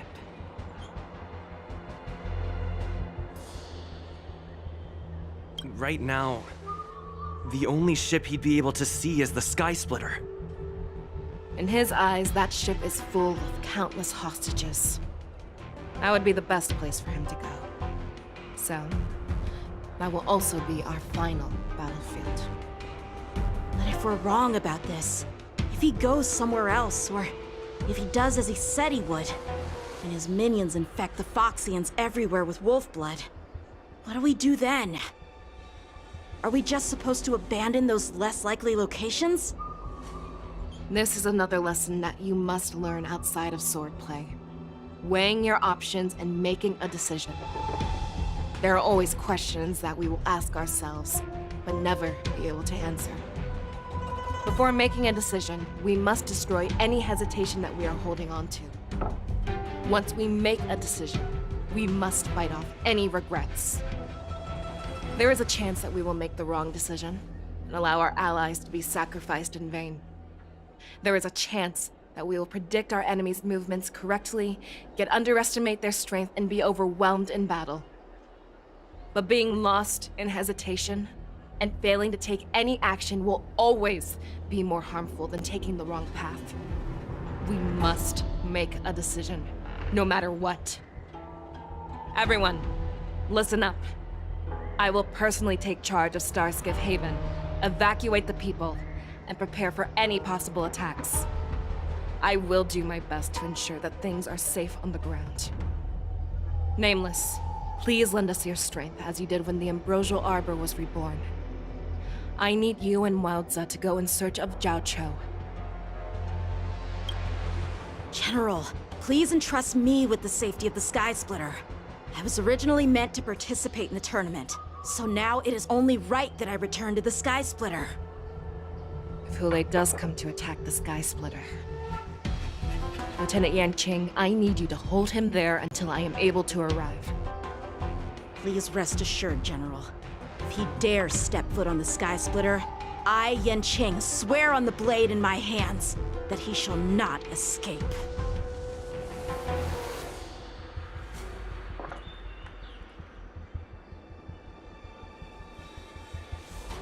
Cloud Knights!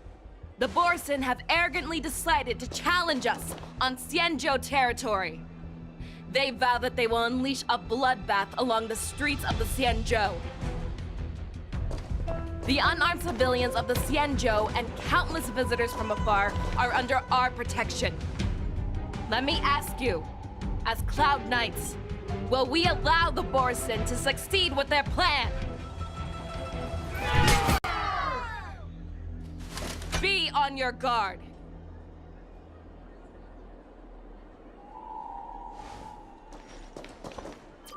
Calling Starskiff Haven. Have all Cloud Knights be on full alert for Borson attacks. Feixiao, the ports of Starskiff Haven are crawling with wolf-like creatures. They're moving fast. Hold them back! I will be there immediately!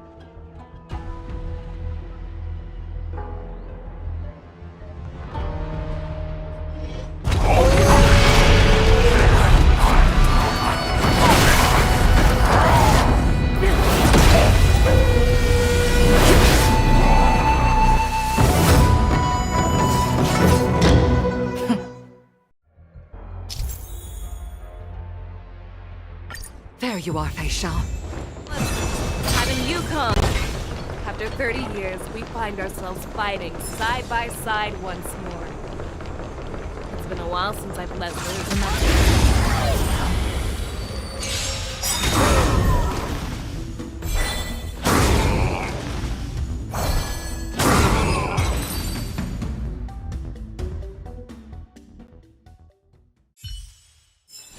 short respite, then time for the next fight.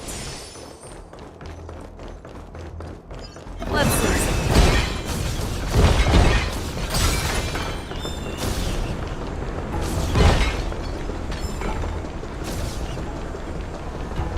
Let's see. All together!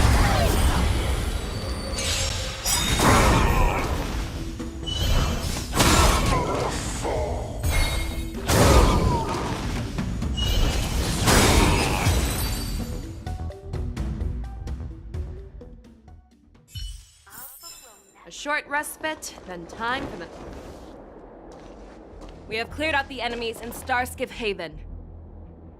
But it seems that there are fierce battles being waged at both the Exalting Sanctum and Arum Alley. I will prepare a starskiff.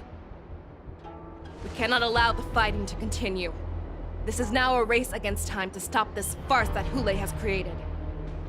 I know Zhao Chou always wants me to know my limits and not get carried away, but now is the time to bring this to a swift end. Contact the Exalting Sanctum.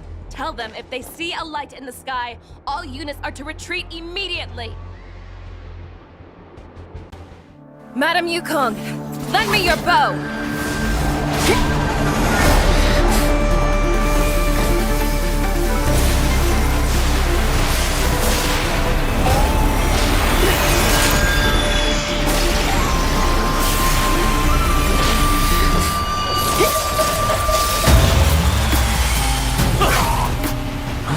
What's that? Everyone, out of the way!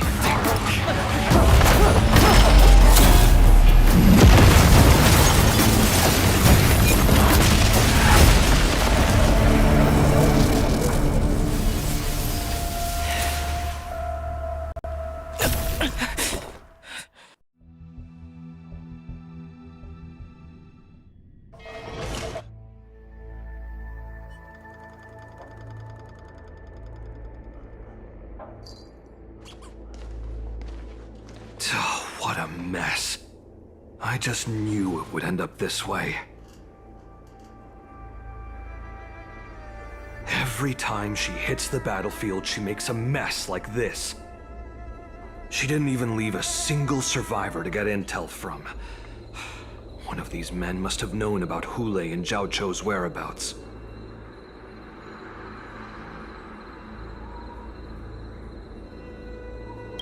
was one of Feixiao's arrows. Who knows what she used as an arrow to fire all the way over here?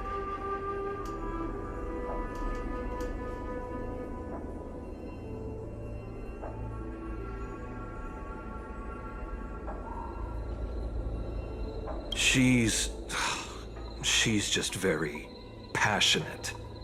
She sees every place as a battlefield where she can unleash hell. Take a good look around. If you can find one or two Borisin that aren't dead yet, let me know. I don't care how tight their lips are sealed.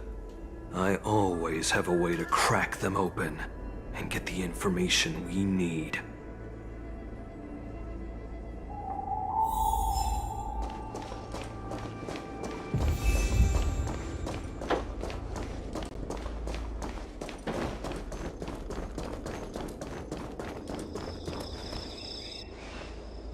What a terrifying attack.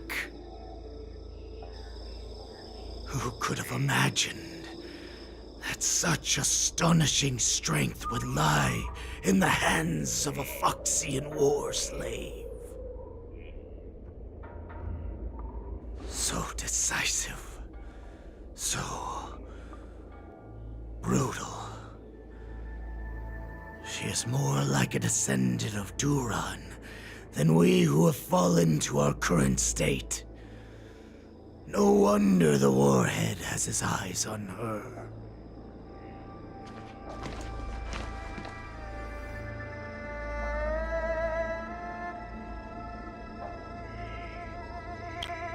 The sneak that infiltrated the shackling prison.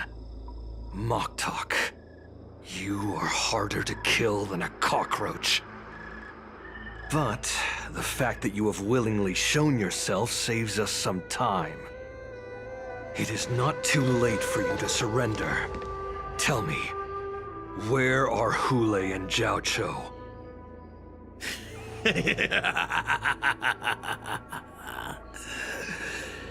Save your energy, Yanquing monkey.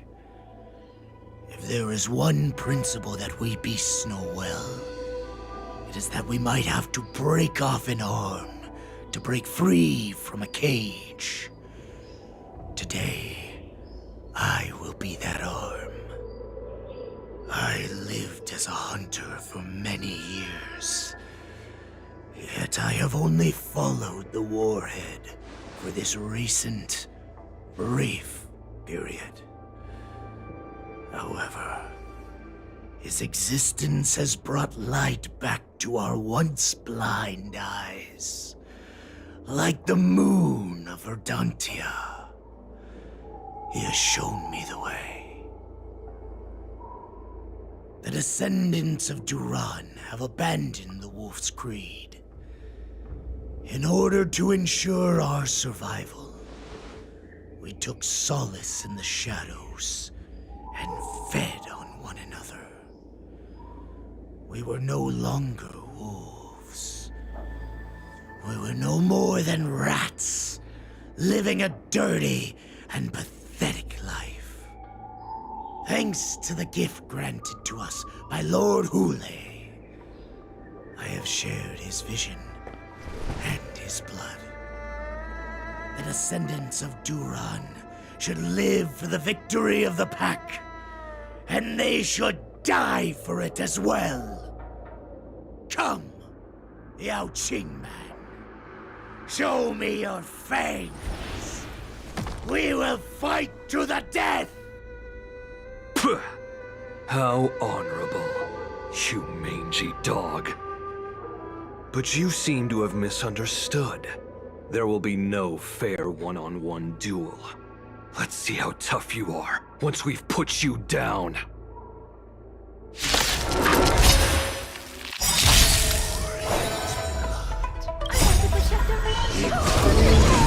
My veins!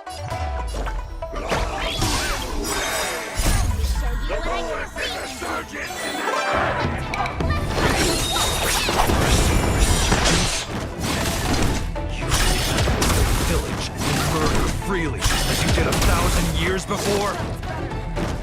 Feixiao Yanquing, we'll sure that this is nothing more than your dying fantasy. Fight! Like this, right? Triumphant!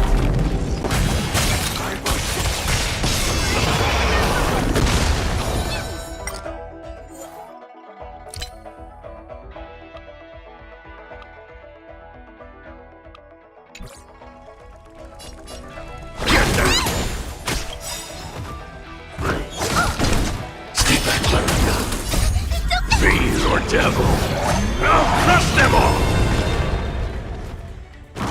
Not very sportsmanlike. Annihilate.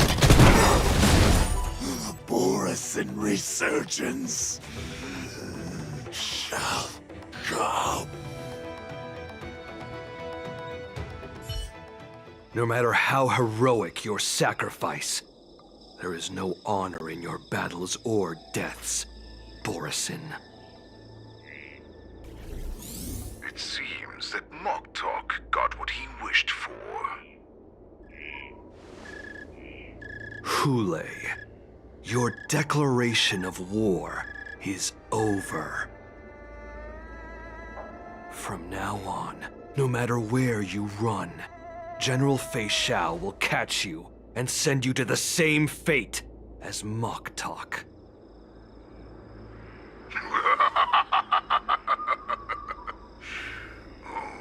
Your tongue is sharper than your claws. Don't stand in my way, child.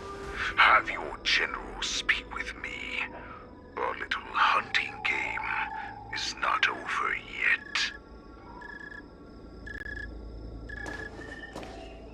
Stand down, Walza.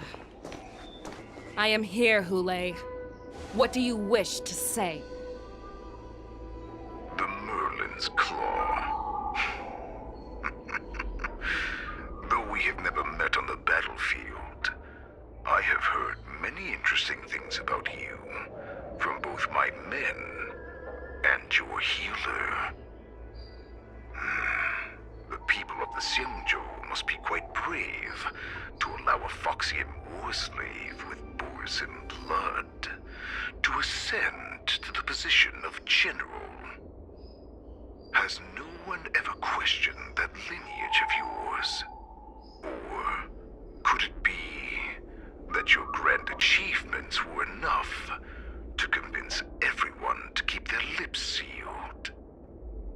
Claiming to have family ties with the enemy sounds to me like an attempt at asking for mercy. Hule, are you begging me for mercy? I see that it is not only the ruthless blood of a wolf that courses through your veins, but also the cunning blood of a fox. When you think about it, this was a gift from the Borisin. Anything that we gift, we are also free to reclaim. The Merlin's Claw. I shall extend a final invitation to you. I will be waiting for you on the Sky Splitter. Before you arrive, I will slaughter all in sight, allowing the crimson moon that has fallen dim for over 700 years to once more come to life.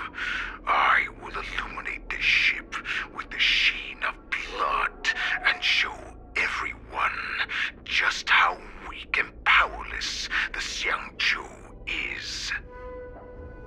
Then, I will pilot this ship through every blockade and barrier you have prepared and begin my journey home. This ship shall be the flagship for the Borisin Resurgence. Before I finish these tasks of mine, you have a chance to stop me or die at my hands. This is the path that I have prepared for you. I accept your challenge, Hule. Because the very moment you stepped aboard the Sky Splitter, you stepped onto your path to ruin.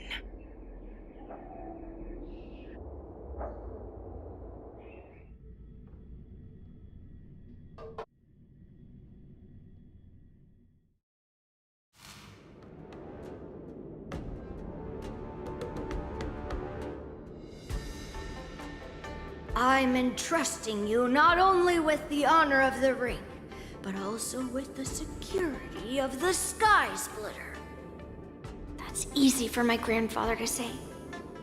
But this mission doesn't seem so simple anymore. The first round of the tournament is about to begin. I wonder how Yanqing and the others are doing. According to the plan, I should seek out the Cloud Knight soldiers aboard the Sky Splitter and see if they've discovered anything. Maybe I should take a moment to meet with March before the...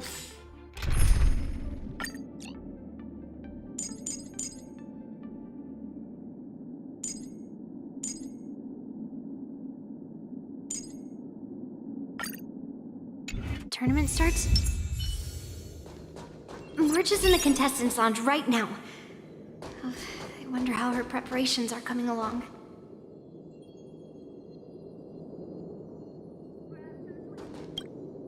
Is that you, Miss Yunli? If there's anything that I can help you with, please let me know. We haven't noticed anything out of the ordinary yet. Very good. Although, there is one thing I want to confirm with you. Unfortunately, we don't have any means to distinguish between Borisin and Foxians. However, you can rest assured that the Cloud Knights are working hard to investigate the source of forged identities. All Cloud Knights on the Sky Splitter have their own responsibilities and wouldn't dare neglect their posts. March 7th and I could already tell. It's clear that every Cloud Knight soldier we've met on the Sky Splitter is an elite warrior. Your timing is perfect, Miss Yunli. We actually just received an emergency boarding request. An emergency boarding request? It wasn't on the Sky Splitter Starskiff registry, but all the documentation checked out. Who would be boarding the ship at this time? Where are they? I'll go check it out. The Starskiff is using the contestant docking bay. Would you like me to lead the way? No need. You have your own duties to take care of. I will be fine by myself. I have to check on this immediately. March, it's me, Yunli. Are you okay?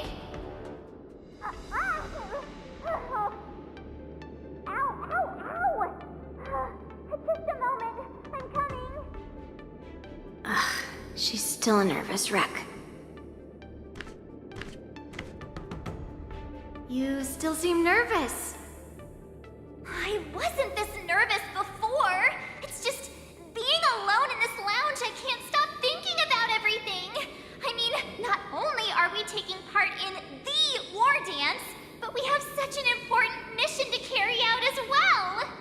March, calm down. Don't worry about your mission. You have me here too, right? I know my grandfather said that you must represent the Luofu as the ringmaster. But don't let that intimidate you. Ask yourself, you are a nameless of the Astral Express. You have always been free to come and go as you please. So why did you board the Sky Splitter with me when my grandfather gave us this mission? Why? Because I also want the war dance to go smoothly. For us Nameless, even though we're just visitors at every stop, it was here that I met my two masters and made many new friends.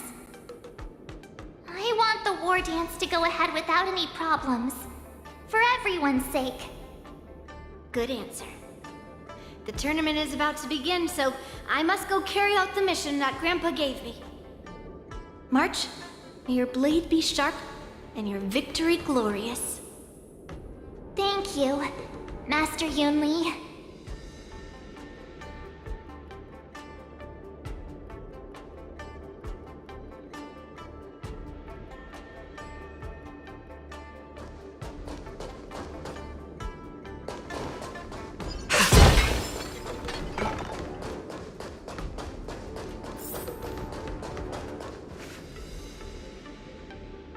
Routine inspection! All passengers, please prepare for an inspection. So this is the suspicious star skiff.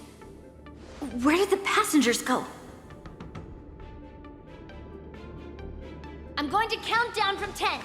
If you do not come out, I will destroy the ship. 10, 9, 8, 7, 6, 5, 4. Time is running out. 3, 2, 1. Wait a second!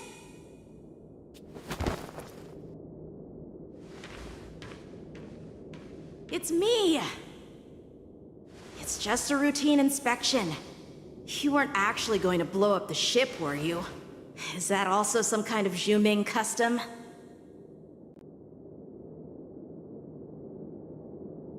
Didn't little Yanqing claim he was going to give up being the ringmaster and go on the hunt instead? Help shoulder the general's burdens? The Borisin on the ground suddenly launched an attack. General Feixiao was concerned that this was all a diversion by Hule, so I requested to come to the Sky Splitter and provide support. I can't believe you ended up back here on the Sky Splitter after running around all over the place. But you're too late to enter the tournament now. Following Grandpa's plan, our disciple March is taking your place as ringmaster. Aren't you proud of her? When I first heard the news, I was definitely proud, but also a little concerned. More manpower is always a good thing, since the Sky Splitter is so large. Oh, and by the way, you should know that... What's happening?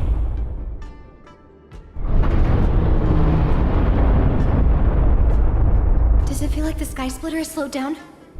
Could it be? Come with me. We need to check the engine room. It's the heart of the ship, so we need to prioritize its safety.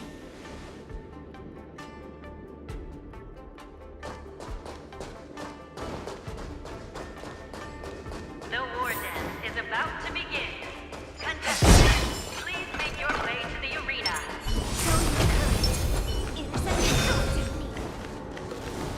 The engine room is just up ahead. Let's go.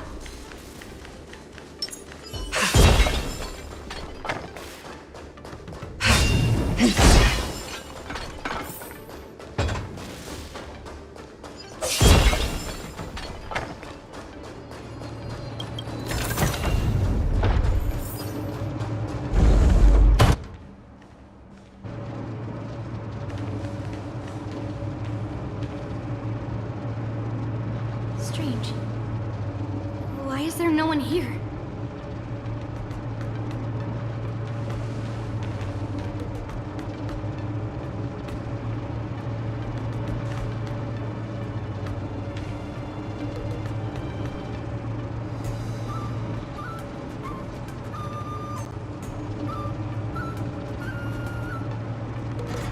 The Cloud Knights. They're over here.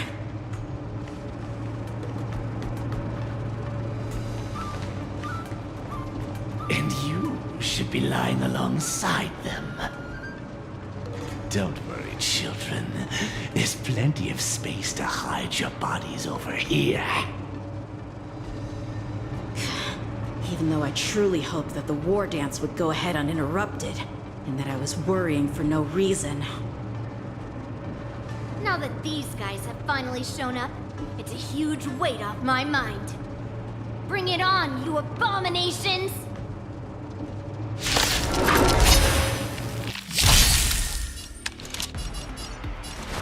Lend me your strength!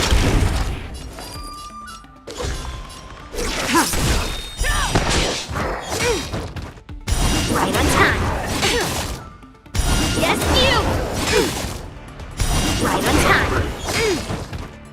Yes, you! Fangs and claws got dull.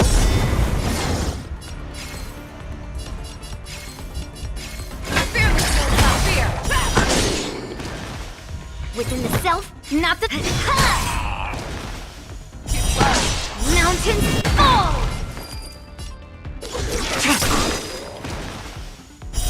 Blade of Moonlight.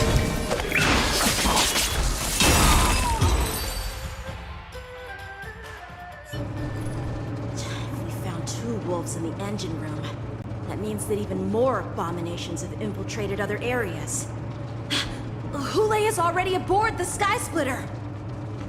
There's no time to talk about this. The war dance has already started. If my guess is correct, the Borisin will most likely use the ceremony to begin their slaughter. Let's go. We need to get to the war dance ring.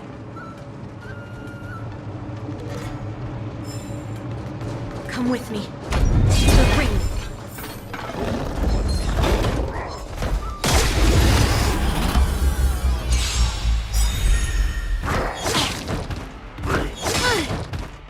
Right on time. We've entered the storm. To guard and defend, crush them. All will be revealed. In lunar flame. This battle is unavoidable. Lend me your strength. Blade of Moonlight.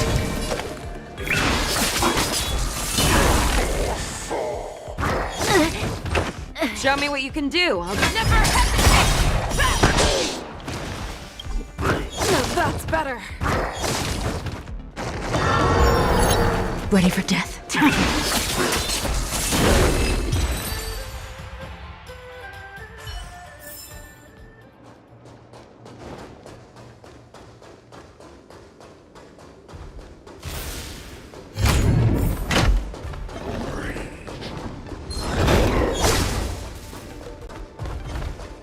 This way.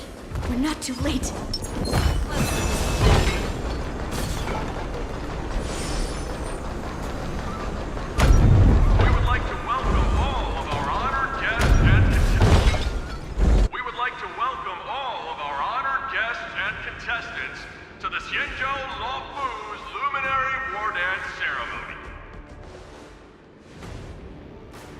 Before we get the first round underway, our organizing committee would like to introduce you all to a host known throughout the cosmos, Mr. Albert.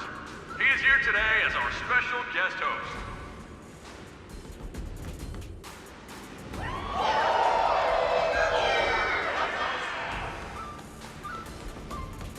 Let us invite our special guest host, Mr. Albert, to the stage to formally open the war dance.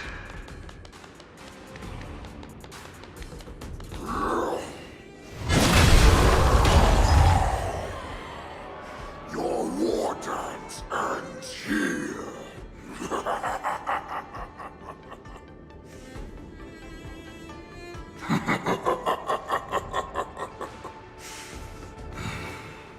From this moment on, the Sky Splitter belongs to me.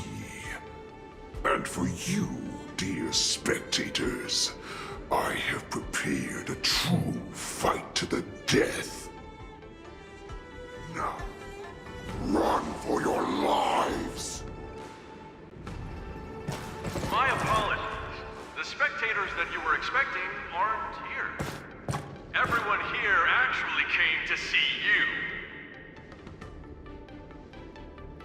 Cloud Knight, prepare for battle!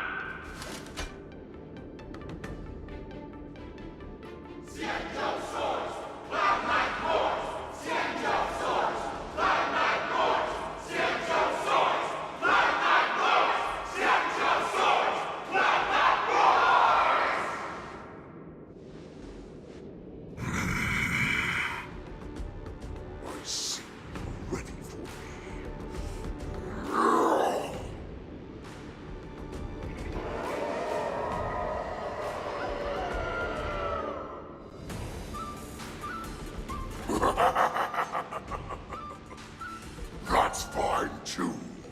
Since you have all prepared for your deaths, come, give me all you've got. Entertain me.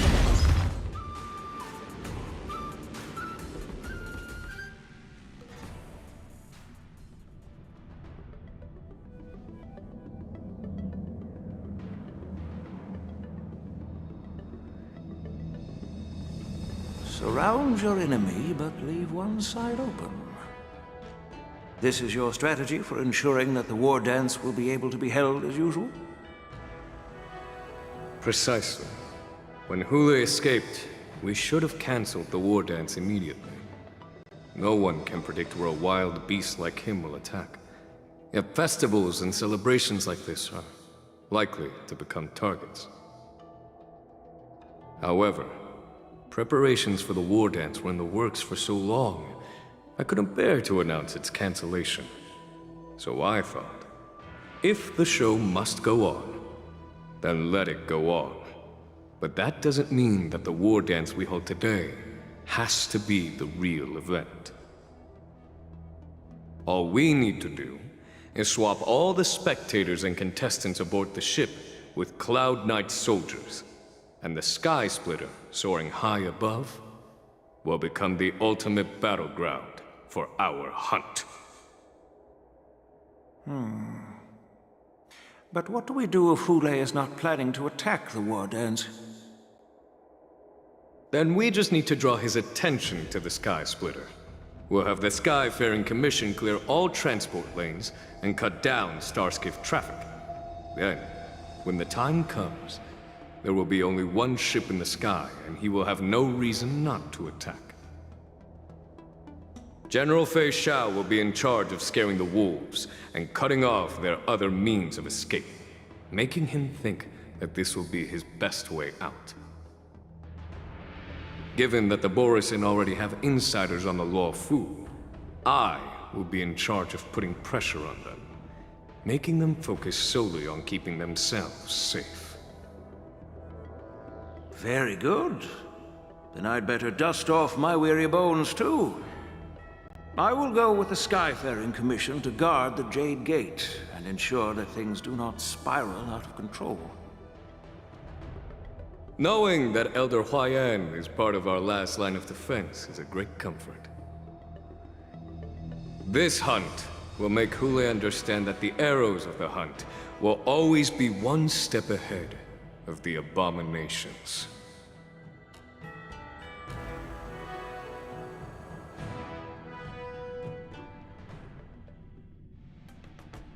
That jolt just now. What's going on? It feels like the entire ship has started to slow down. Borisin must have actually infiltrated the Sky Splitter. Based on General Huayan's orders, it's time for me to take action.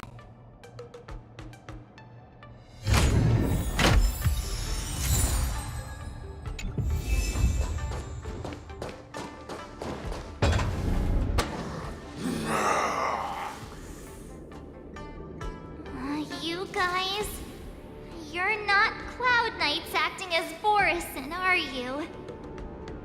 You're real Borisin, aren't you?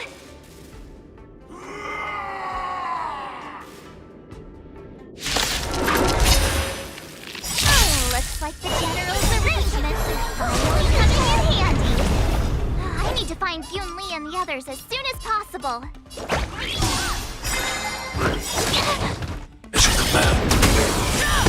Time to show you what I can really do.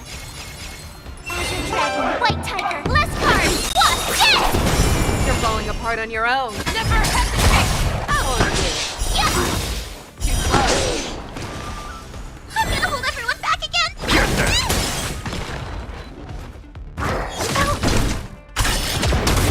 I need to be brave.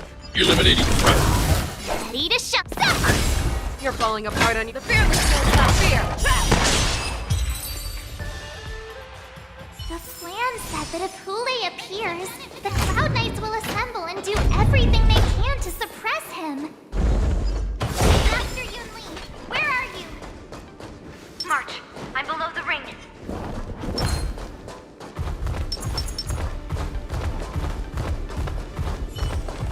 Let's see. All below the ring. I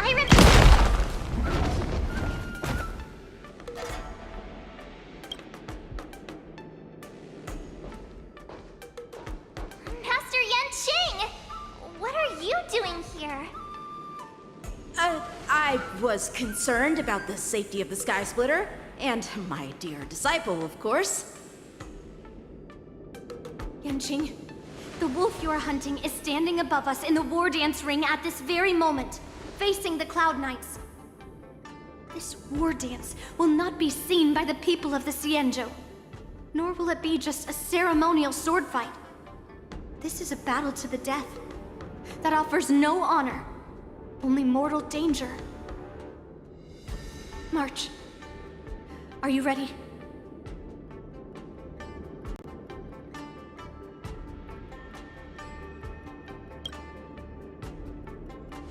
Please. I am March 7th, a sword master who will represent the Luofu in glorious battle. Yunli, Miss March, may your blades be sharp, and your victories glorious. May your blades be sharp, and your victories glorious. May your blades... Ah, forget it. Let's go and make this a quick victory.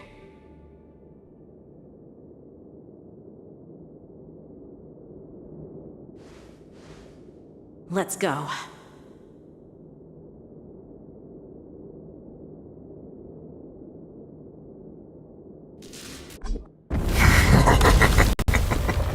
So feeble. Such weakness is truly pathetic.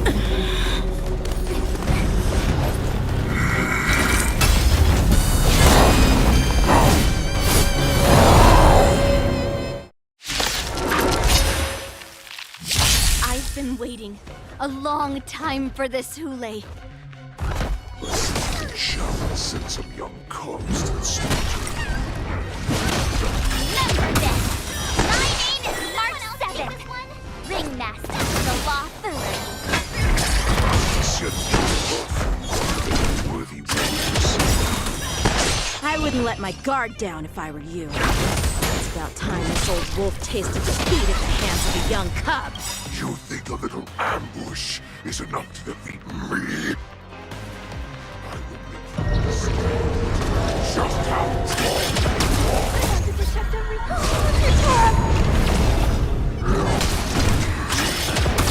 Such insane power!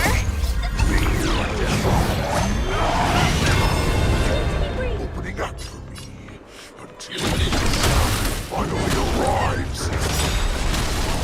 Stay back, Clara. Time to show you what I can. Azure Dragon, White Tiger, less cards. What's this? Nice job! Never hesitate! I venture forth to hunt forever. Triumphant!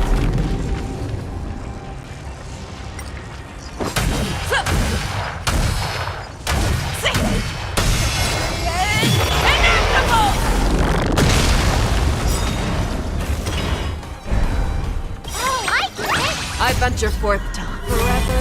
Triumphant! Victory is inevitable! You'll make good practice. Swing with all your might. Do what I will want.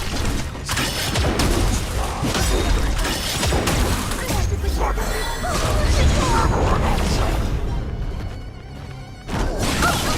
Mission command. Show me what you can do. I'll give you fearlessness, not fear. I want Ready to shine.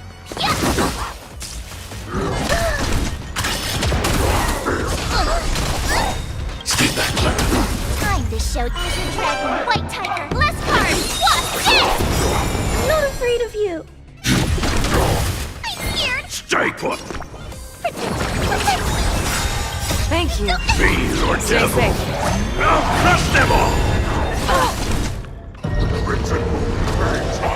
Stay back, Clara. Stay back, Clara. I want to protect everyone. Help me, Mr. Tara. Mission command. I venture forth to hunt forever. Triumphant! Victory is inevitable! Awesome! Now watch this! Not bad. But it will take much more than that. Your people weapons like blade brass.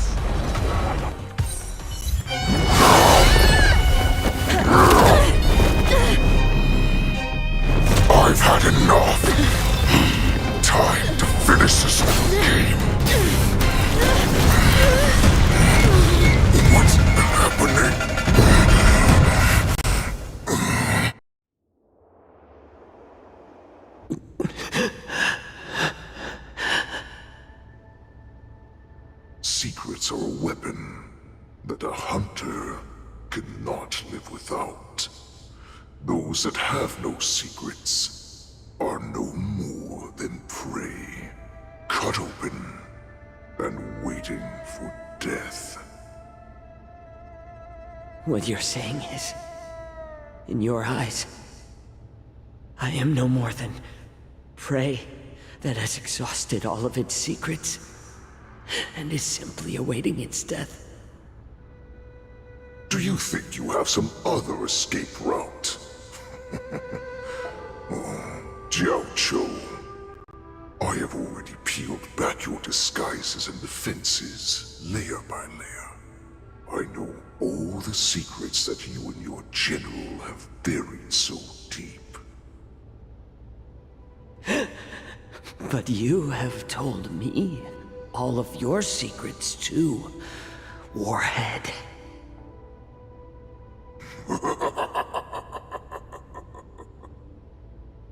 Oh, but you will never have a chance to use them. You will be buried with them right here, although you are a fortunate one.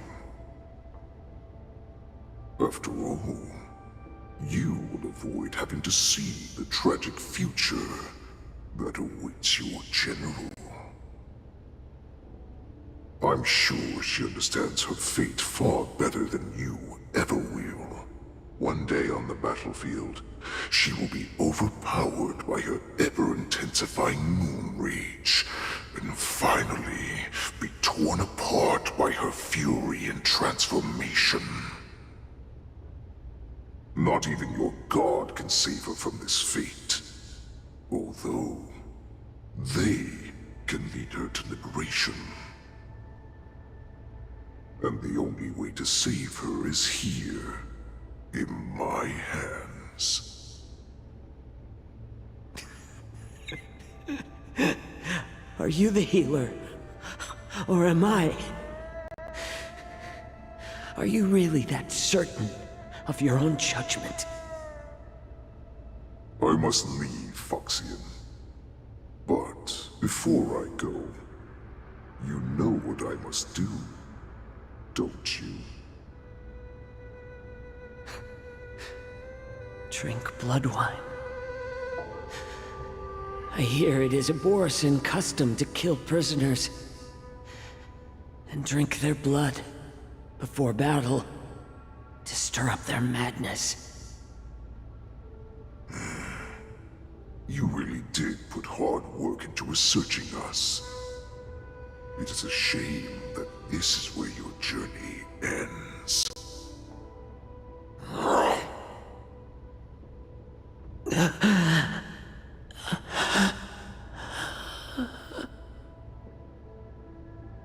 Are you the healer, Jiao Chou? Is there anything that I can do for you? I heard that you saved me. There's no need to thank me. If you're a healer, can you cure my moon rage? And what if I can? Do I just sit back and watch as you head back out to die in battle? Listen to me, child. Your condition is not suited for the battlefield. Okay, then can you cure war? What are you talking about? I'm just a healer. All I can do is... So all you can do is heal us and let us go cure war. Such arrogance, young lady. This war has been waged for thousands of years, and it will only continue. What do you mean by cure war? All you will achieve is getting yourself killed. You healers work yourselves to the bone to save people, even though there will always be sickness and death. So we will also keep fighting. I cannot speak for the dead, but I know that General Yueyu, as well as all the warriors that never returned from battle, will not have died in vain. They fought so that others could make it home alive. Your actions are no different.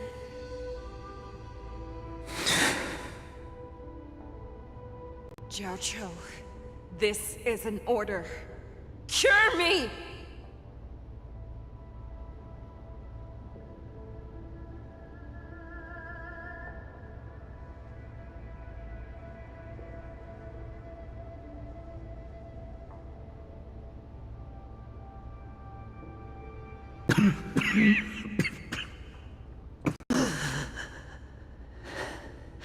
Those who have no secrets are no more than prey. Cut open and waiting for death. Enjoy the taste of my fresh blood, Hulei. Unfortunately, I am not a man without secrets. I still have one little secret hidden up my sleeve. Tumble dust. I drank it a while ago, and the poison is already flowing through my veins. Sooner or later, you will begin to feel the effects. If the most lethal poison known to this world is able to save innocent lives, then it can also be called a great medicine. I will do my best to cure you. Feixiao, I kept my promise at the cost of this insignificant life. Bring victory to the Yanquing.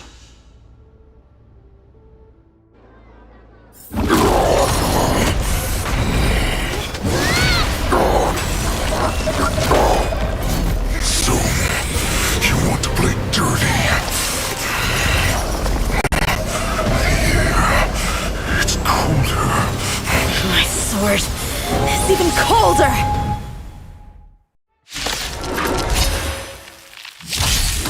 Hulei's movements are slowing down? This is our chance. Time for us to put this dog down! Someone else take this one? Fangs and claws got dull. Never hesitate! Time to show Azure Dragon, White Tiger, less cards! What's this?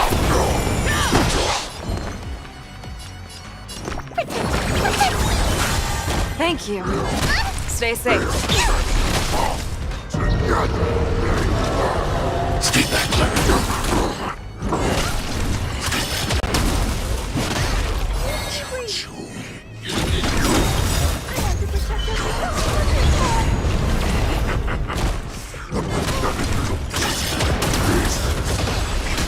This is a time. Turn the tide of battle. Here you go, Master! Stay back, Claire. I venture forth to hunt. Forever triumphant! Victory is inevitable!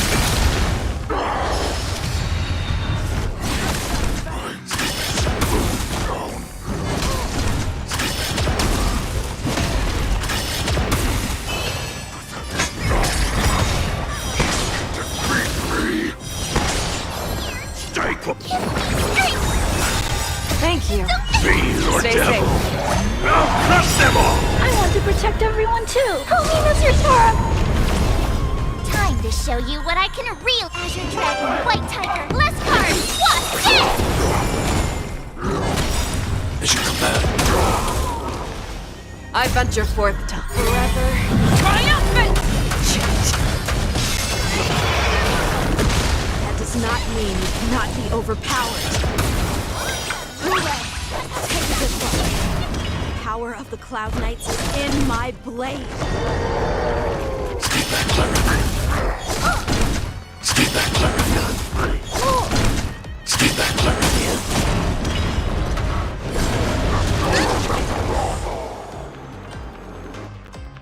Impossible! How could a mere whelp defeat me?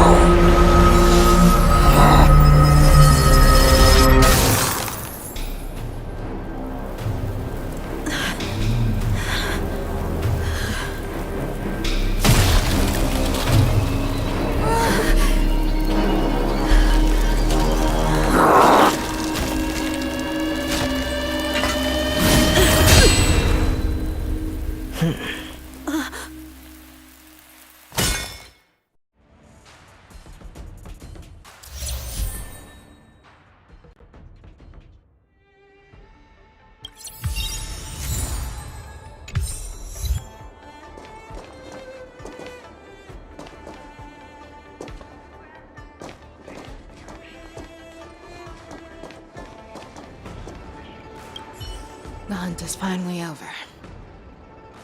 Thank you for holding out so long. The Cloud Knights are withdrawing as we speak. Lieutenant Yanquing, how are you holding up?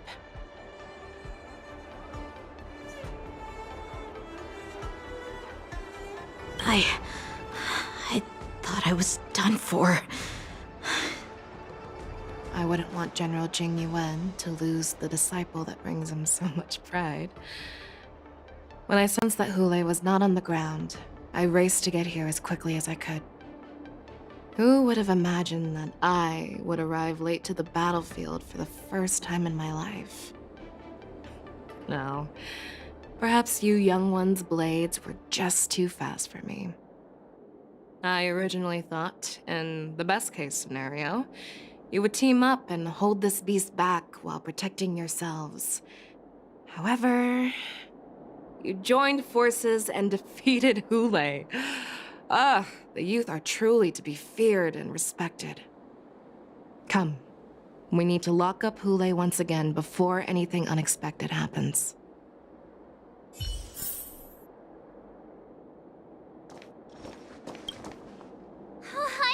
I was so scared. I thought you were a goner there. We're so lucky the General made it in time. Yanqing, that was amazing. The final blow you dealt to Hule. How have I never seen that before?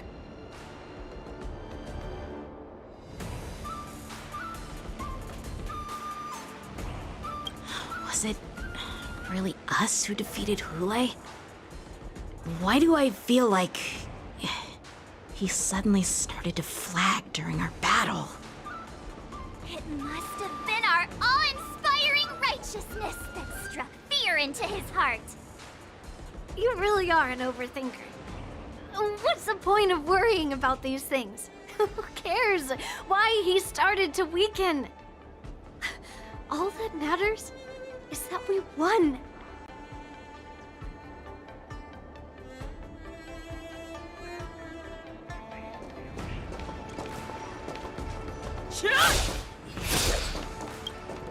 Such an unforgettable blade.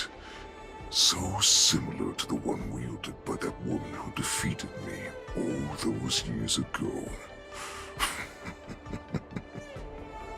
Over 700 years have passed, and I thought I would have a way to overcome it by now. But in the end, my fangs and claws were too slow.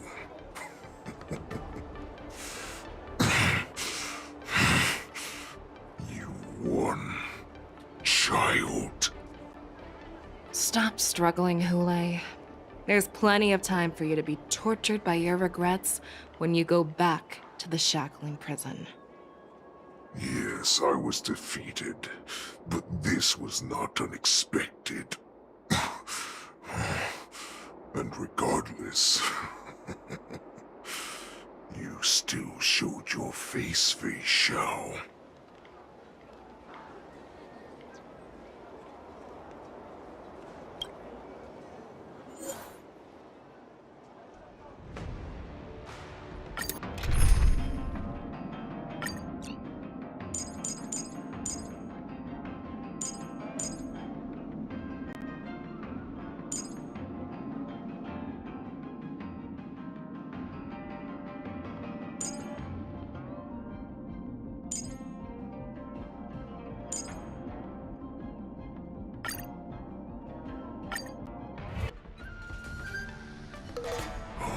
I have looked forward to this for so long. Our little hunting game has finally reached its climax. I told you before, I had a path prepared for you. You've doomed yourselves. As I meet my demise, so shall the entire Feixiao longbow. The crimson wound in my chest will make this place shine with blood. I will drive all Foxians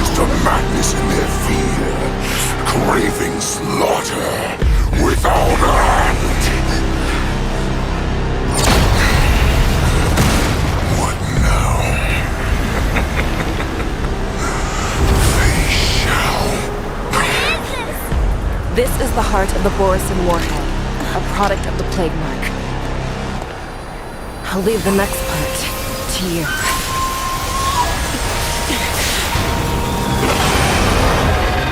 I don't understand. We cannot allow this thing to spread. I will do all within my power to consume this Crimson Moon. Once the situation changes, Lieutenant Yanquing, you are to enforce the Cloud Knight's military rules. Understood.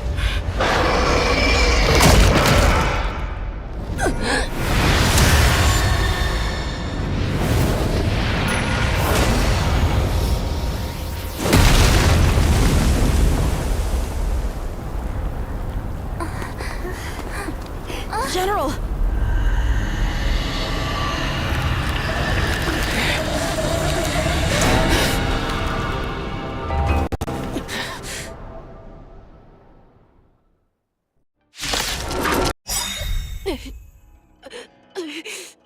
Die, Borisin. What? We clearly don't have wolf ears. I will not allow any of you to leave the Sky Splitter! Did she think we're her enemies? Yunli just wanted to take down the general, even at the cost of his own life. Snap out of it, General! Dreams do come true. Like until everything burns to ashes! Fire set to the sea! I see through you, converge and awaken. Are you alright? I'm okay. I want to protect everyone too. Tell me, Mr. Tara. This is fight to last! Did the rhythm get messed up? Set to the sea!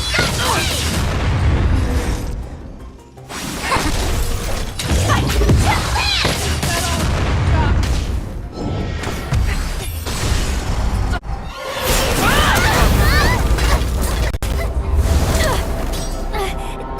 We can't let her get away! But do we stand any chance at all?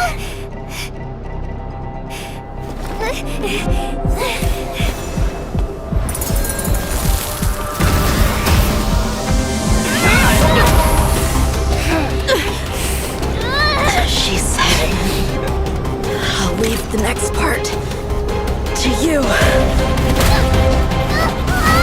She put her faith in us! I promise. I will cure you. Feixiao. No one can live forever, Zhao Chao. This time, I must break my promise.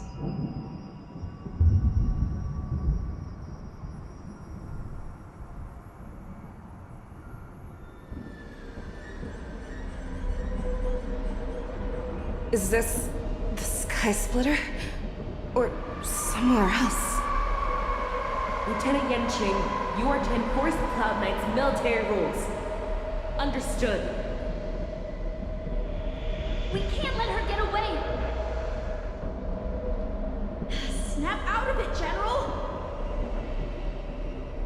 You always leave the hardest battles for yourself.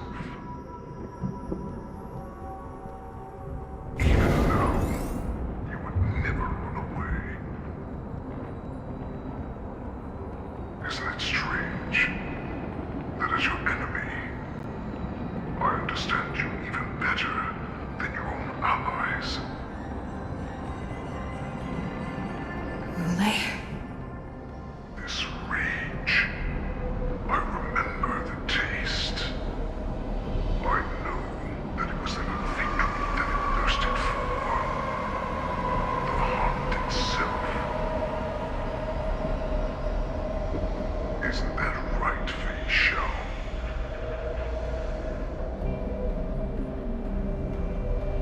You shouldn't be here. I saw you die with my own eyes. Just consider me a figment of your imagination. Before every hunt, I make preparations for defeat and retreat. But not this time. This time, defeat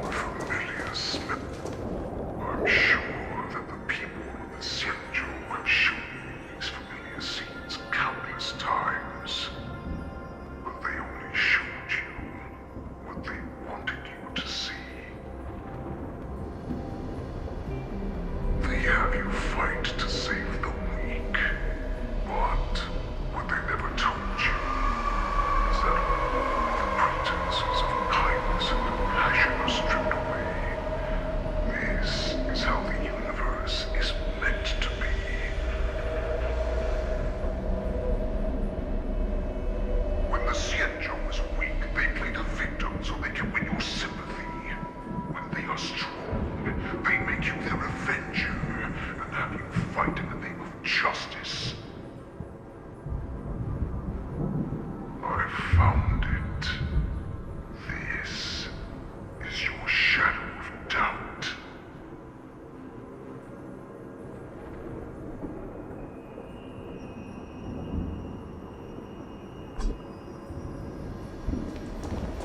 So-called survival of the fittest is nothing but an excuse. You cannot weaken my resolve, Lulei. Blinded by the fury of your moon rage, you slaughtered your allies. Ireland's Claw, you have betrayed the Alliance. Your actions are no different from those of the abominations we stand against. At the end of the day, it is the blood of the abominations that runs through your veins. One day, you will inevitably become an enemy of the Alliance. Cloud Knights, formation! You ran into the arms of your new master's army without hesitation. You thought that you had found freedom, respect, and recognition.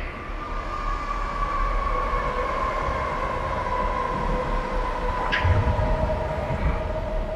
they know all too well that a wolf will always be a wolf. Now your greatest fear is about to come true. You have become an enemy of the Xianzhou.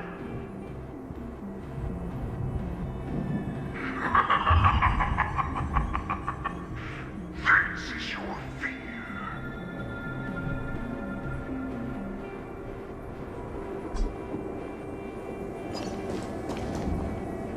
You aim to instill terror within me. Yet all of this is nothing but a phantom!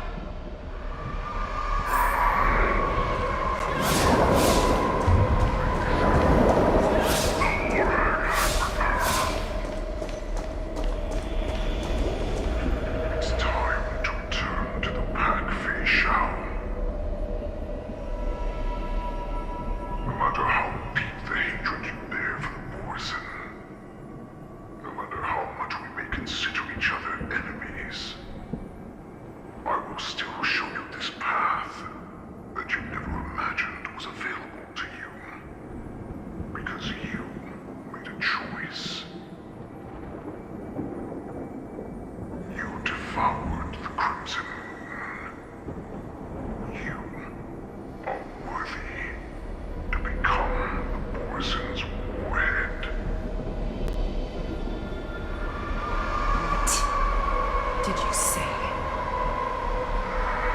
Descendants of Durong came to rescue me, hoped with all their hearts that once I regained my freedom, I would be able to turn the tides of battle and change the fate of our people, allowing the Borson to return to their former glory. But this was just a dream used by someone with ulterior motives to manipulate the Borson. They would rather place their hopes of survival on an imaginary savior than gain the courage and strength to fight to the death. Borson like that deserve no more than to be sent to their deaths. And I, a prisoner who was held captive for over 700 years, a criminal of war who was deprived even an honorable death in battle, would become a puppet upon my return, at the mercy of others. This is a fate that I will never accept. For those who are truly strong, Foxy and Borson are no more than labels. Someone who is truly strong chooses their own path. I will create that new path for myself. I will pass the right to decide the destiny of the Borson on to you, former Borson war slave, and future Foxy and Moon.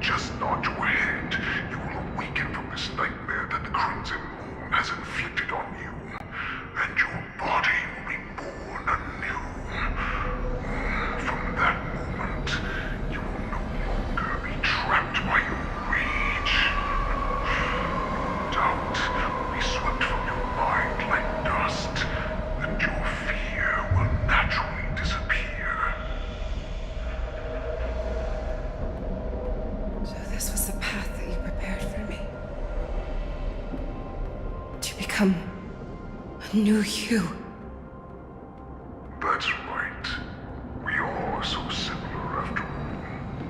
We're both monsters and were born for war. And die for war.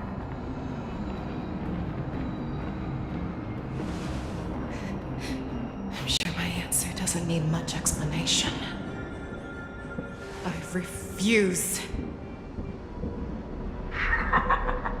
I told you before, Foxian and Morrison are no more than labels. You can be whoever you want to be. You can do whatever you want to do. Accept these truths, and the Morrison will bow to you. Destroy them, reduce them to dust, or teach them to become servants of the Xianzhou. You are free to do as you please. Carve your name into the Xianzhou's history books, or into the list of arch enemies. You have the final say. You do not understand, Yunli. You have no idea what it is that I truly desire. When I was just a child, I stained my hands with blood for the first time, in order to escape the whips and shackles of the Wolf Masters.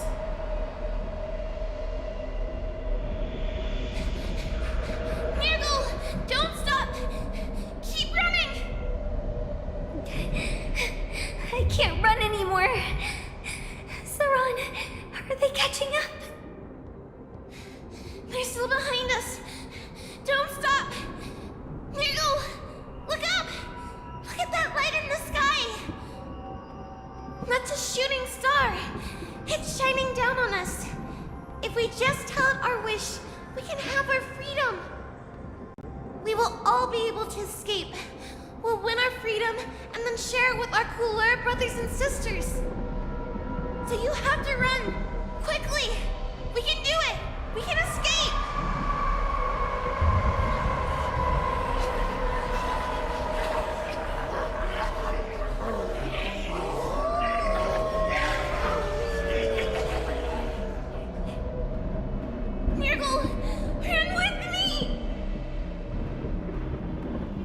We ran and ran with all the strength we had, but we ended up losing each other. I escaped the hunting pack and encountered a woman that could fly. A Cloud Knight. I imagine you kept your promise. Unfortunately, when I led her back in order to free my Kulor companions, there was nothing left there but a bottomless pit.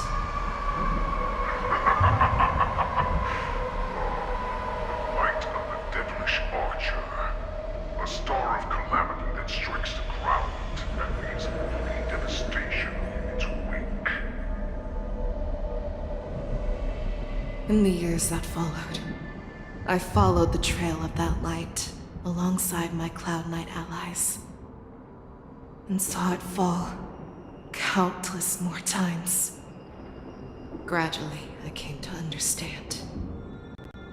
That light was not some shooting star that carried wishes and aspirations.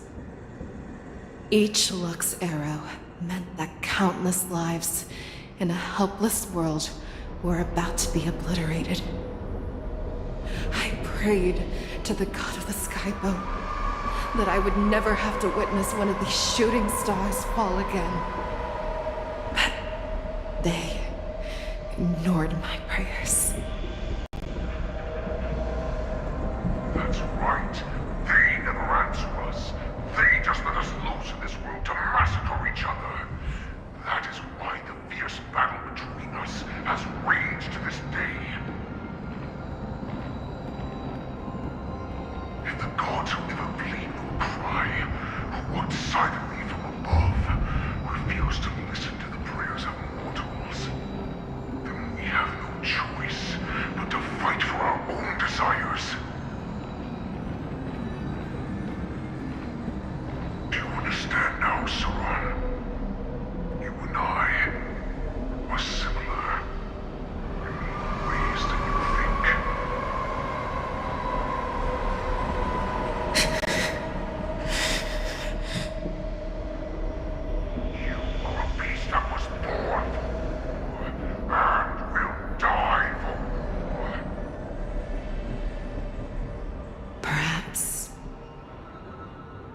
So, what is it that you yearn for, Yunli? Why is it that you fight? I fight so that I can turn the stars above into a great wilderness for Borison to roam. What about you, Saran?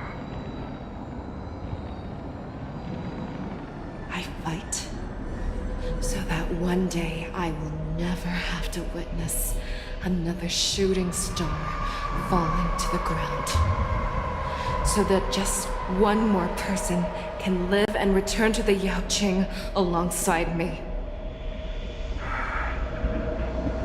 You would resist becoming the person you were supposed to be. Lower yourself from a free wolf to a domesticated fox just for the sake of one person. Then have it your way. I will use your fear and doubt as my nourishment. I will seize you and devour you. I will replace you and become Feixiao. We are so similar. Both monsters that were born for war and will die for war. You were right when you said that, Yunli. So, I shall pray to the heavens. Even if they do not respond to me, I pray that the arrows of the hunt will pierce the heart of every monster.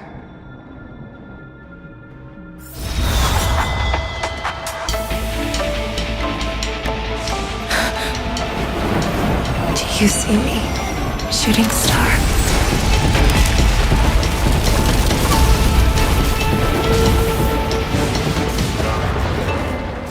The knights are sworn to protect the Xianzhou.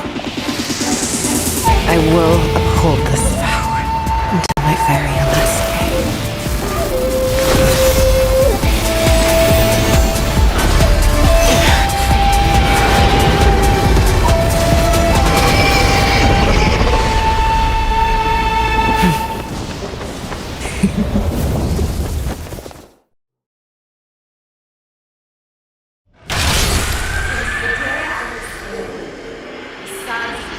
Tears of blood, and all living creatures have bowed and wept. I once made the storm and hunted the weak. Now, I will use your air beast as my weapon, and your name as my prey. Feixiao!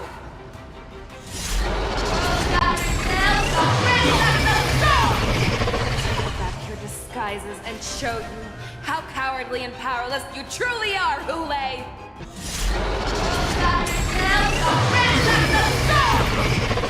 Back your disguises.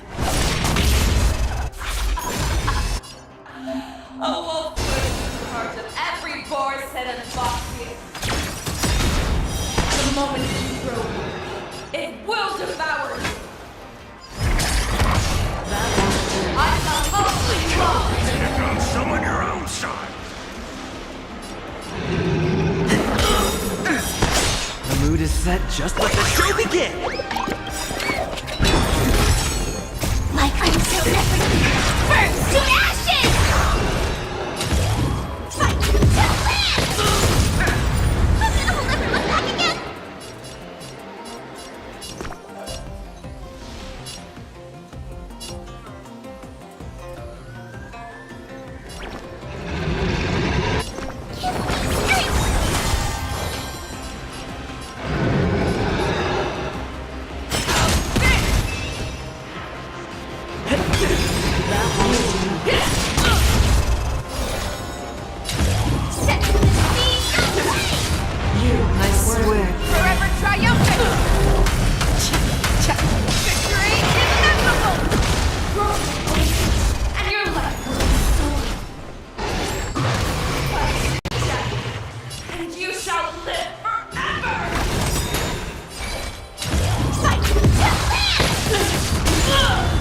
Wants to devour me. It will first have to beg for my mercy!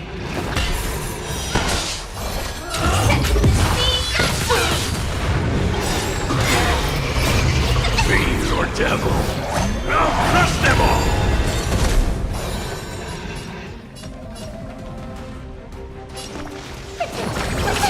Great teamwork.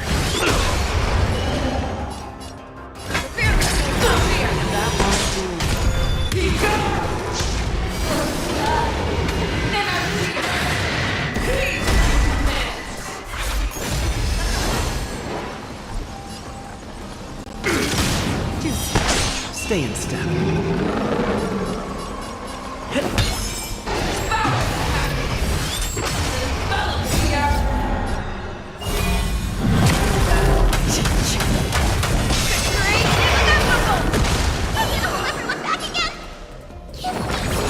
Great teamwork.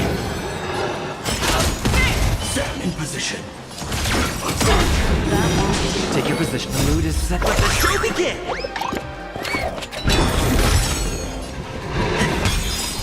Like I'm so burst to ashes! This is more fight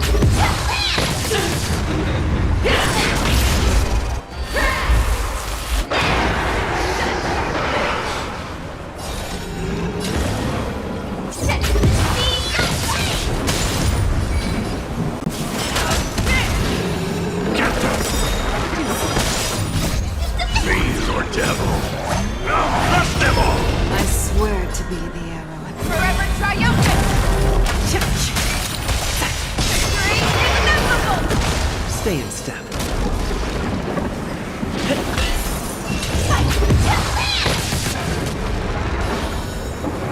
Never hesitate! that won't do.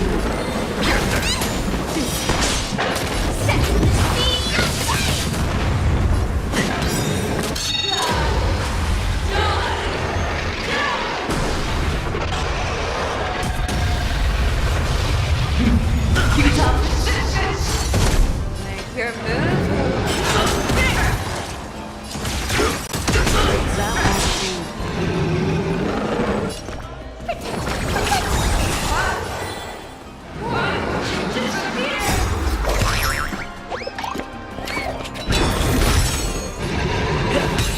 I swear to Forever triumphant! Victory inevitable! Initiate cleanup. burst to ashes! Our little hunting game ends here. Make your move, Hule. I swear. Mighty light of the heavens, walk in my heart. Come to me. We shall conquer as one.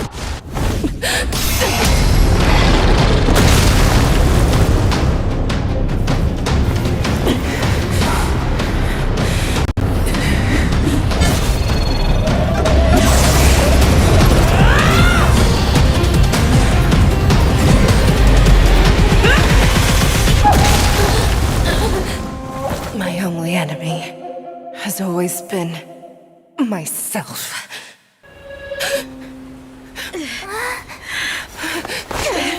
General! General, you're awake.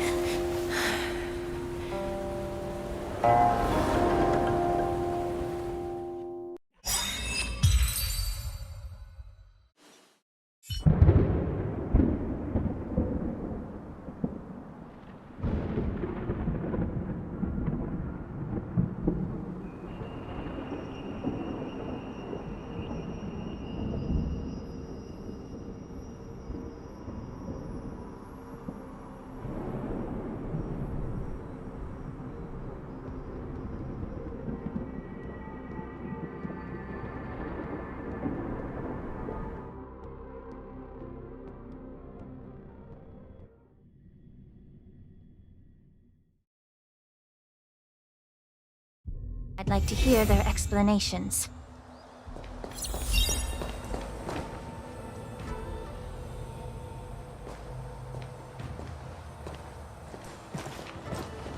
Welcome, Miss Lingsha. I am Preceptor Tauron. Greetings, my honored preceptor. It's been a while since we last touched base. I've brought a friend with me today. I believe you're already familiar with each other. Taoran. Elder Taoran? I remember when I was exiled, you were on the verge of passing on. What's with this new look? All of this is thanks to your past life. Had you not been so rash, I wouldn't have had to walk such a dangerous road to free our clan, becoming this specter of my former self. Dan Heng, you've returned twice, but it seems that meeting us fossils wasn't on your agenda. Regrettable indeed. Now here you are to meet me anyway. Life does love its ironies, doesn't it? I didn't come here with Miss Lingsha today to reminisce. Indeed. When the Cauldron Master extends an invitation, it's only proper for the preceptors to attend. As the newly appointed Cauldron Master, there's been much to take care of within the Alchemy Commission. It's only now that I've had the chance to speak with you. Please forgive the delay, Elder. I sent over some evidence regarding the prison break in the Shackling prison. I trust you've already looked it over. Yes. You sent us the remains of Mara-struck soldiers, a map of the Shackling prison, and a semblance reversion essence pill. These are the remains of assassins who used Cloud Hymn magic to conceal their tracks. They aided in the Borison's escape, allowing them unimpeded passage through the Shackling prison. That marked-up map is a map of prisoners' escape routes. Vidyadhara craftsmen once made blueprints for the prison's construction, so I imagine, Mr. Taoran, you have a similar map in your possession. This pill. Is semblance reversion essence. Indeed. I helped plot the prison break in the Shackling prison. So, the disciples of Sanctus Medicus joining forces with the Lord Ravager to stir up trouble in the Alchemy Commission, the introduction of the Stellaron, and the Ambrosial Arbor's resurrection all have something to do with the Vidyadhara. That's right.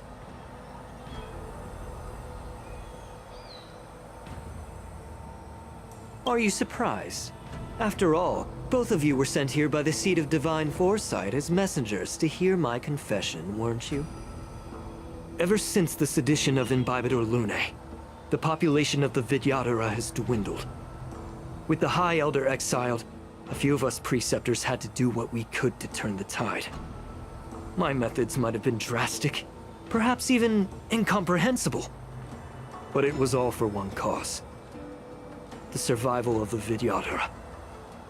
Yet, the Xianzhou natives zealously forbid any plague marks and did nothing while the Vidyadhara suffered.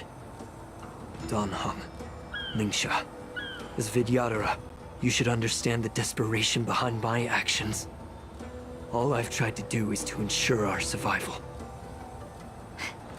I'm well aware of the challenges the Vidyadhara face. Fighting for survival isn't a sin. But Elder, your actions have gone beyond mere survival. You've become a beast driven solely by the propagation, devoid of even a hint of empathy. Oh. Despite calling ourselves a noble draconic bloodline, at our core, we're merely bipedal beasts. The survival of our kind is paramount. If I hadn't resorted to beastly actions, the Vidyadhara might not even exist. The sages show no mercy, as the old wisdom goes. When the High Elder abandoned our people's survival, I had to shoulder the world's sins alone. Lingsha, Dan Heng, the past is behind us, but the future of the Vidyadhara still lies within your grasp. The situation on the Xianzhou Luofu has changed rapidly. As Vidyadhara, we must unite in purpose and avoid the mistakes of the previous Imbibitor Lunae. I was initially skeptical about the Vidyadhara's betrayal of the Alliance. But after hearing your confession, I realized that there is no point in talking about trust. Breaking the covenant of our alliance will bring war upon the Vidyadhara. Even if we are able to have offspring again, what difference will it make?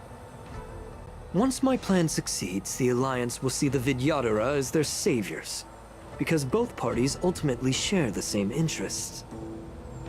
So now that survival won't convince us, you want to talk about interests? For 1,000 years, the Alliance has been engaged in brutal warfare against the denizens of abundance. Yet victory has remained beyond reach. Have you ever wondered why? Should the Alliance emerge victorious, they will inevitably become the next denizens of abundance.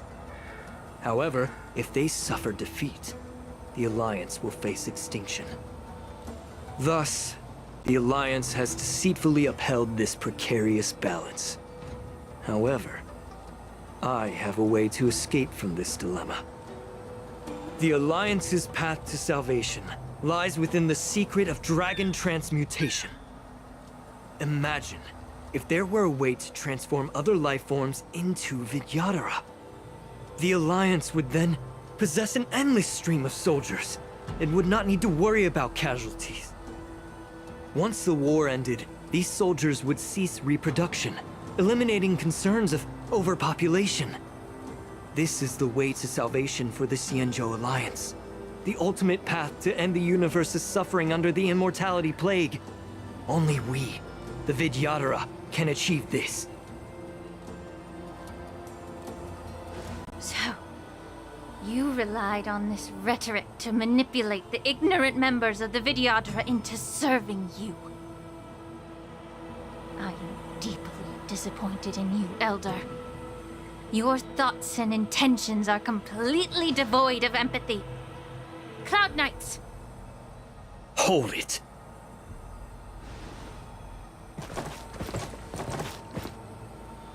Miss Bailu!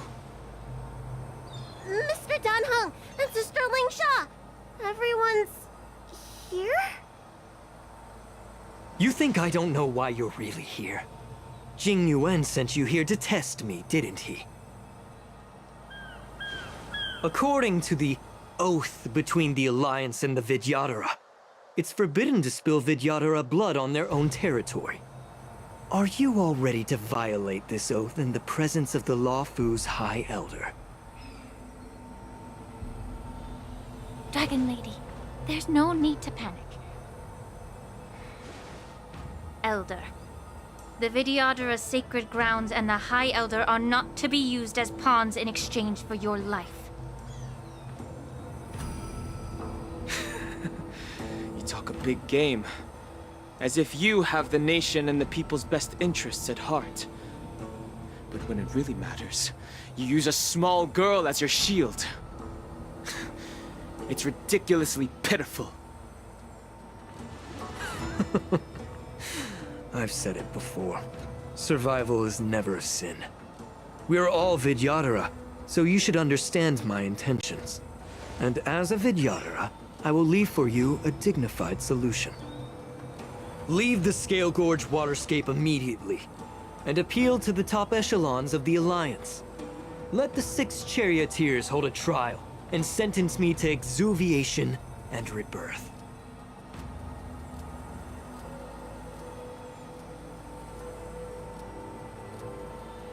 I see right through your plans, Mr. Taoran. Vidyadhara Rebirth erases past crimes, but I'm well aware of the Preceptor's dirty tricks during Rebirth. You might not be you, but you will still be you. I won't forgive myself for past sins under the pretext of knowing nothing, nor will I allow you to evade accountability. Dan Heng, I've always disliked your inability to see the bigger picture. Rebirth hasn't changed you one bit. Miss Bailu, as High Elder of the Luofu Vidyadhara, please share your thoughts at this moment. I don't want to stay here. I'm tired of being pushed around.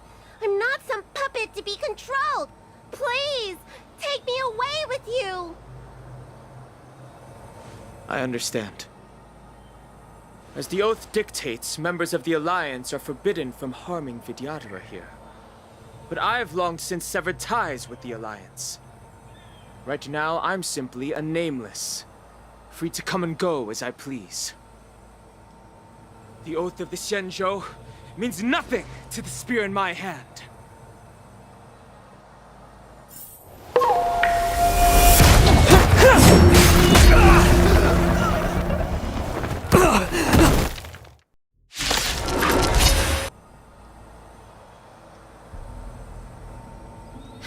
Dragon Lady, are you all right?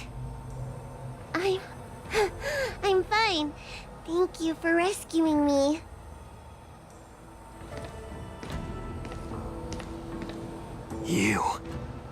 You actually came here in person? Otherwise, I wouldn't be able to hear your lofty opinions. The public trial you seek with the 6 charioteers is inevitable. In addition, I'll write to the sage queller of the Feng Hu. With her hatred for evil, I'm sure she will make a just decision. If it's her, she will earn the respect and assent of all the Vidyadhara on the Lafu. In terms of martial prowess, you indeed have the upper hand. But if you're under the impression that this advantage can be used to settle the score with us preceptors, that's quite an overestimation. Given the Vidyadhara's foundation within the Alliance, do you really think you can do anything to us? As I mentioned, I'll take all the blame and become the scapegoat. With the secrets I possess, the interrogation alone will take an eternity. And in the end, through various exchanges of interest, I am certain to survive. You understand this better than anyone, as it's the very art of trade-offs you love to wield. Lastly, a word of caution to you. I heard that Yunli has escaped from prison and is headed directly for the Sky Splitter. The bloodshed at the war dance is bound to be gruesome. Perhaps, even before my trial, your impeachment will have you in dire straits first.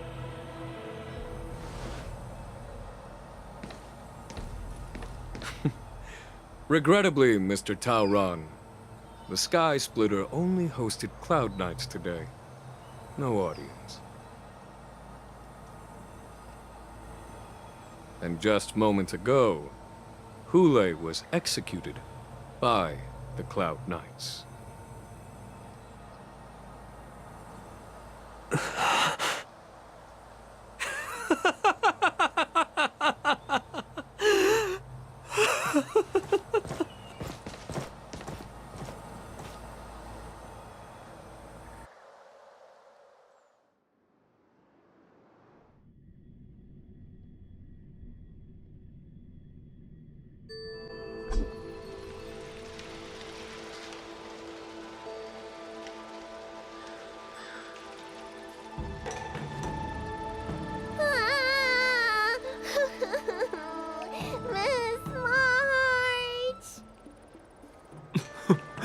Miss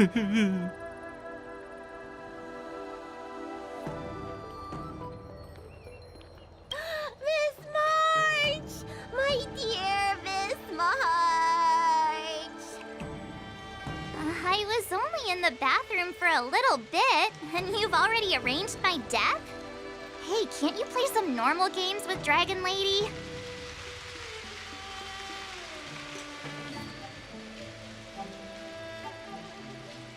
Are you amused? All right, enough playing. It's time to visit my masters. The infirmary is right over there. You can go by yourselves. Oh, come back and visit me when you have time. Next time, let's not play overly realistic make-believe with this doofus, okay? Well, there's not much I could do. General Feixiao didn't really give me any chance to shine during this wolf hunt operation. If I had been in the ring, I could have knocked down 10 Yunlis with just one strike. You sound exactly like Master Yanquing.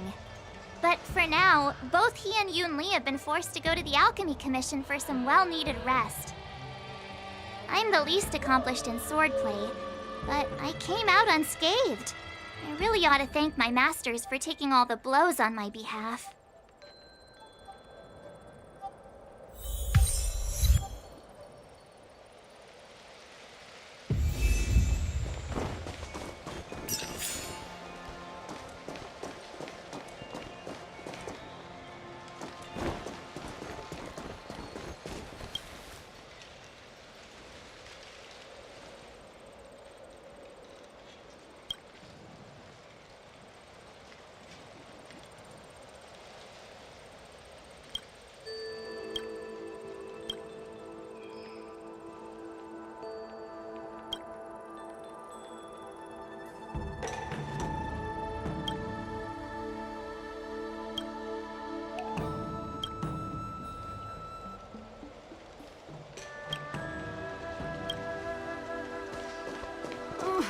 Can you just give me some peace and quiet?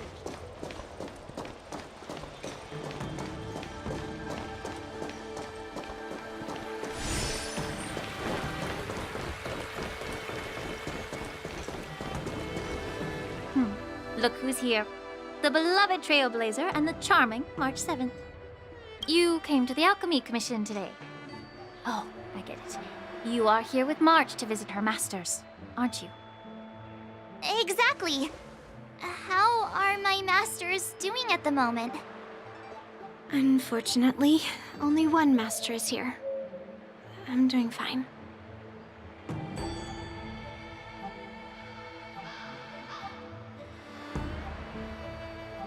I'm just following the doctor's advice.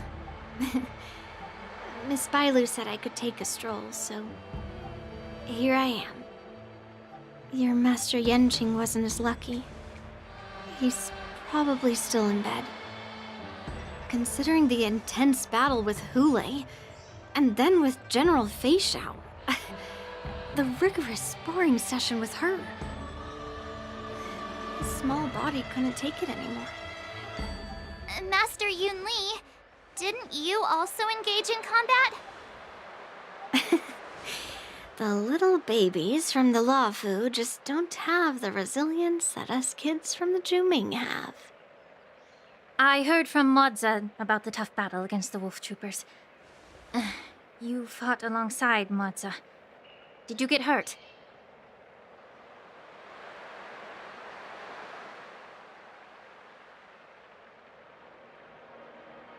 I can guess why. General Feixiao is just too strong. Yunli, go and lie down. Got it, Lingsha. What about that smiley fox healer and the guy with the hood? Thank goodness you and the others found Yaoqiu. He lost a lot of blood and needs to rest properly. He and Maoza are seriously wounded. I've had to forcibly confine them to the Alchemy Commission. All three from the Yaoqing are critically injured. But fortunately, the Xianzhou Laofu has a miraculous healer lady. It's a silver lining in this misfortune. It looks like the entire delegation from the Xianzhou Yaoqing is gathered at the Alchemy Commission. Why don't we go see General Feixiao and bring her some fruit? I would normally say no, because they need to rest. But alas, what can you do when the two of them have a leader who's just as restless? General Feixiao just slipped out of the recovery room. She thinks she's so sneaky, but I know everything that happens in the Alchemy Commission. If you're looking to meet her, the luminescent depths might be your best bet. I spotted her heading that way earlier.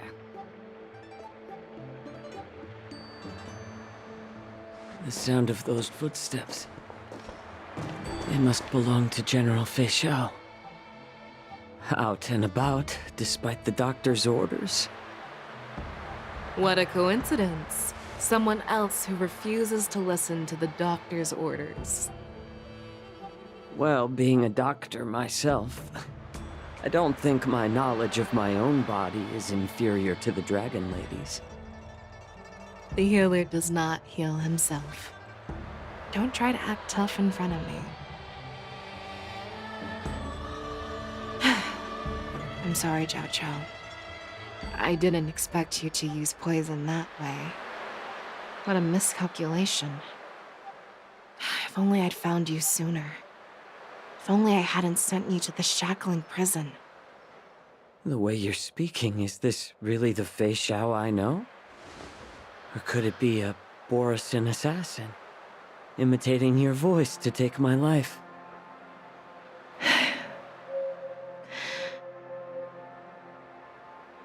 Zhao Cho, your eyes.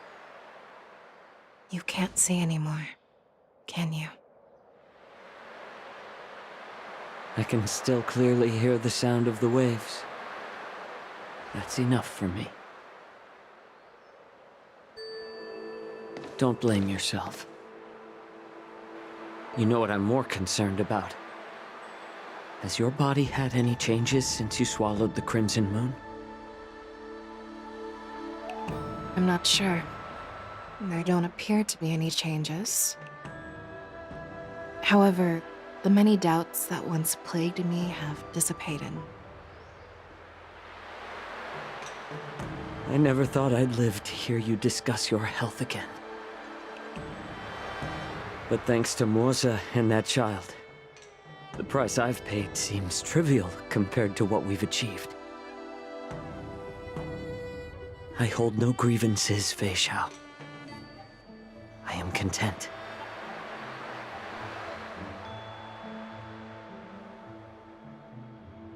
I don't know how to offer words of comfort, nor do I know much about curing others' ailments. I am just a warrior, so my pledge to you is simple. An eye for an eye. So you were here too. In this vast universe, there's bound to be someone who can heal your eyes. I'll find them. But until then... The threat behind all this chaos needs to be dealt with. You must already have some ideas. Let them out. The resurgence of the Sanctus Medicus and the gathering of the Borisin are merely distractions orchestrated by an unseen force, meant to divide the Alliance's attention. Unfortunately, they picked the wrong fight this time. Once we return to the Yanquing, I'll personally lead the Verdant Knights into battle. I vow to take down a Lord Ravager and teach the Ruined Legion the true meaning of the hunt.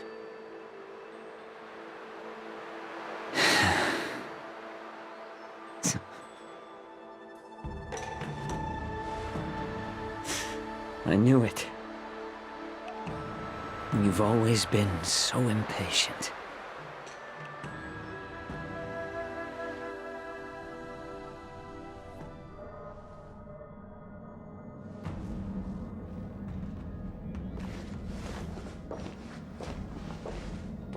I apologize for my tardiness once again. The Alchemy Commission detained me for some time for a health examination. They released me only after ensuring I was in good condition. Oh, General, seeing you safe and sound puts our minds at ease. Hulei's escape caused significant upheaval and forced the war dance to be put on hold. A truly unforeseen disaster. Fortunately, the younger generation showed their valor. They bravely tackled the crisis, putting an end to the disaster and providing a glimmer of hope in a dire situation. Before Master Diviner Fu Xuan's departure for the Yutre, I consulted with her about the war dance.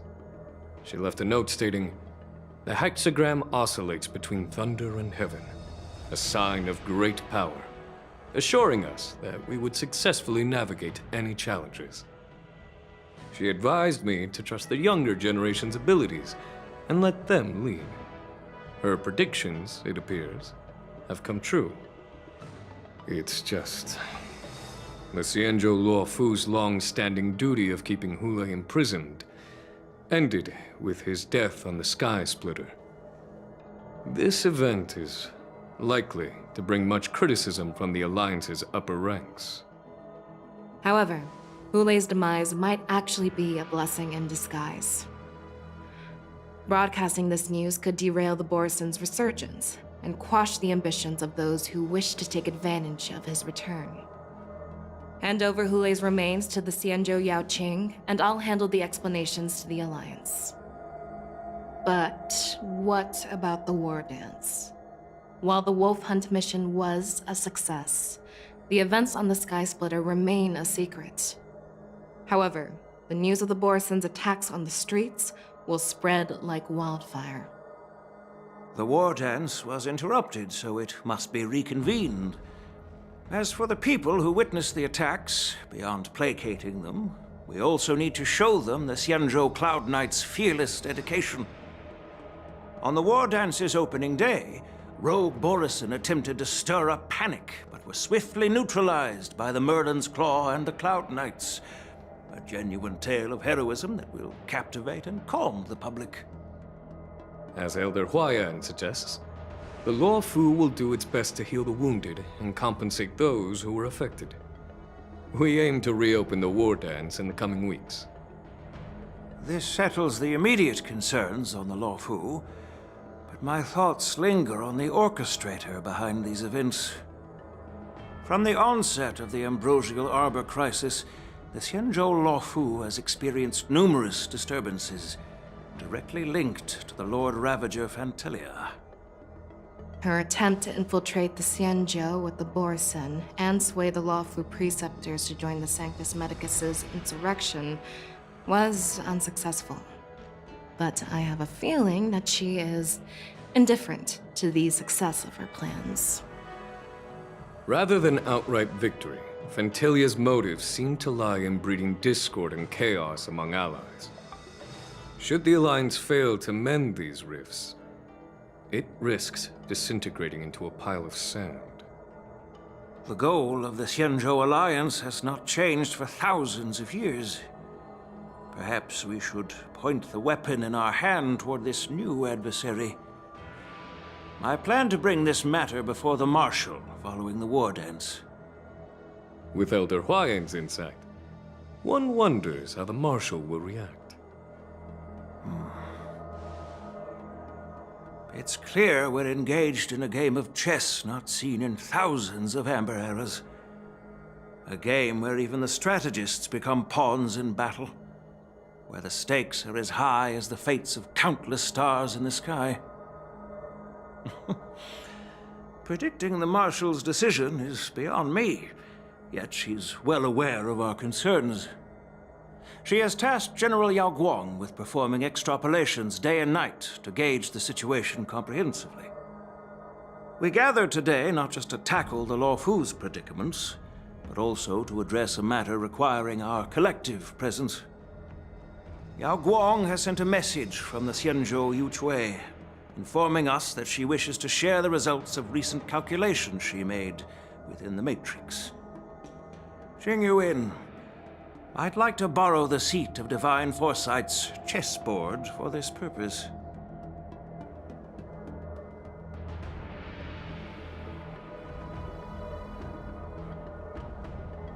Hello, everyone. It's been a long time. Over 3 decades have passed since we last convened. I've dearly missed each of you generals during this time. Was the Seer strategist thinking of us or thinking of the fates we're destined for? The Merlin's Claw. As blunt as always. Though, not everyone's cup of tea, huh? You once told Jing Yuan, "You're lucky that I'm the one who came this time. If it were the Seer strategist, this conversation might not be so friendly." I'm intrigued. Did the conversation really come to pass? I've never heard anyone mention that the Decalite reflection barrier could eavesdrop on even the quietest whispers. It appears that the Marshal sent not just 2 generals to the Luofu, but an uninvited 3rd guest as well. People have been saying that Mr. Jing Yuan's intellect shines as brightly as the seer strategists. With the Laofu caught in such strife, the Yuchui couldn't just stand by and watch. Seer strategist, our time with the Yellow Bell is limited. Let's get straight to the point. Alright. Thanks to Mr. Jing Yuan, the interrogation of the two prisoners on the Yuchui has concluded. Mr. Jing Yuan's speculations were correct. Of the crimes they confessed to, planting a Stellaron on the Laofu was a complete fabrication meant to mislead. Their real aim was to secure a meeting with the Marshal to present their Godslayer protocol, a strategy they firmly believe in. And what was this grand strategy proposed by Jing Liu and that traveler? The narrative they painted was vast and difficult to put into words. It all revolves around the coffin of the blonde traveler. To be precise, it's the remnants of the propagation. The remains of the swarm author? More accurately, it's a fragment of the divine body. In the future they depicted, this fragment serves as the final nail, sealing the fate of the plague's author and securing its doom. Before reaching that point, battling the gods necessitates a larger alliance. Hence, they sought out an ally for the Xianzhou. I assume you've all heard of the famed Genius Society member number 81, Ron Mei, haven't you? The Eye of the Yuchui has just seen this uninvited guest arrive on the Xianzhou Laofu. 3, 2, 1. Right on time. Now, as for the best way to receive our distinguished guest, I'll leave that in your capable hands. Do you remember your name? My name is Ting Yun. I serve as an ambassador of the Whistling Flames Merchant Guild on the Xianzhou Laofu.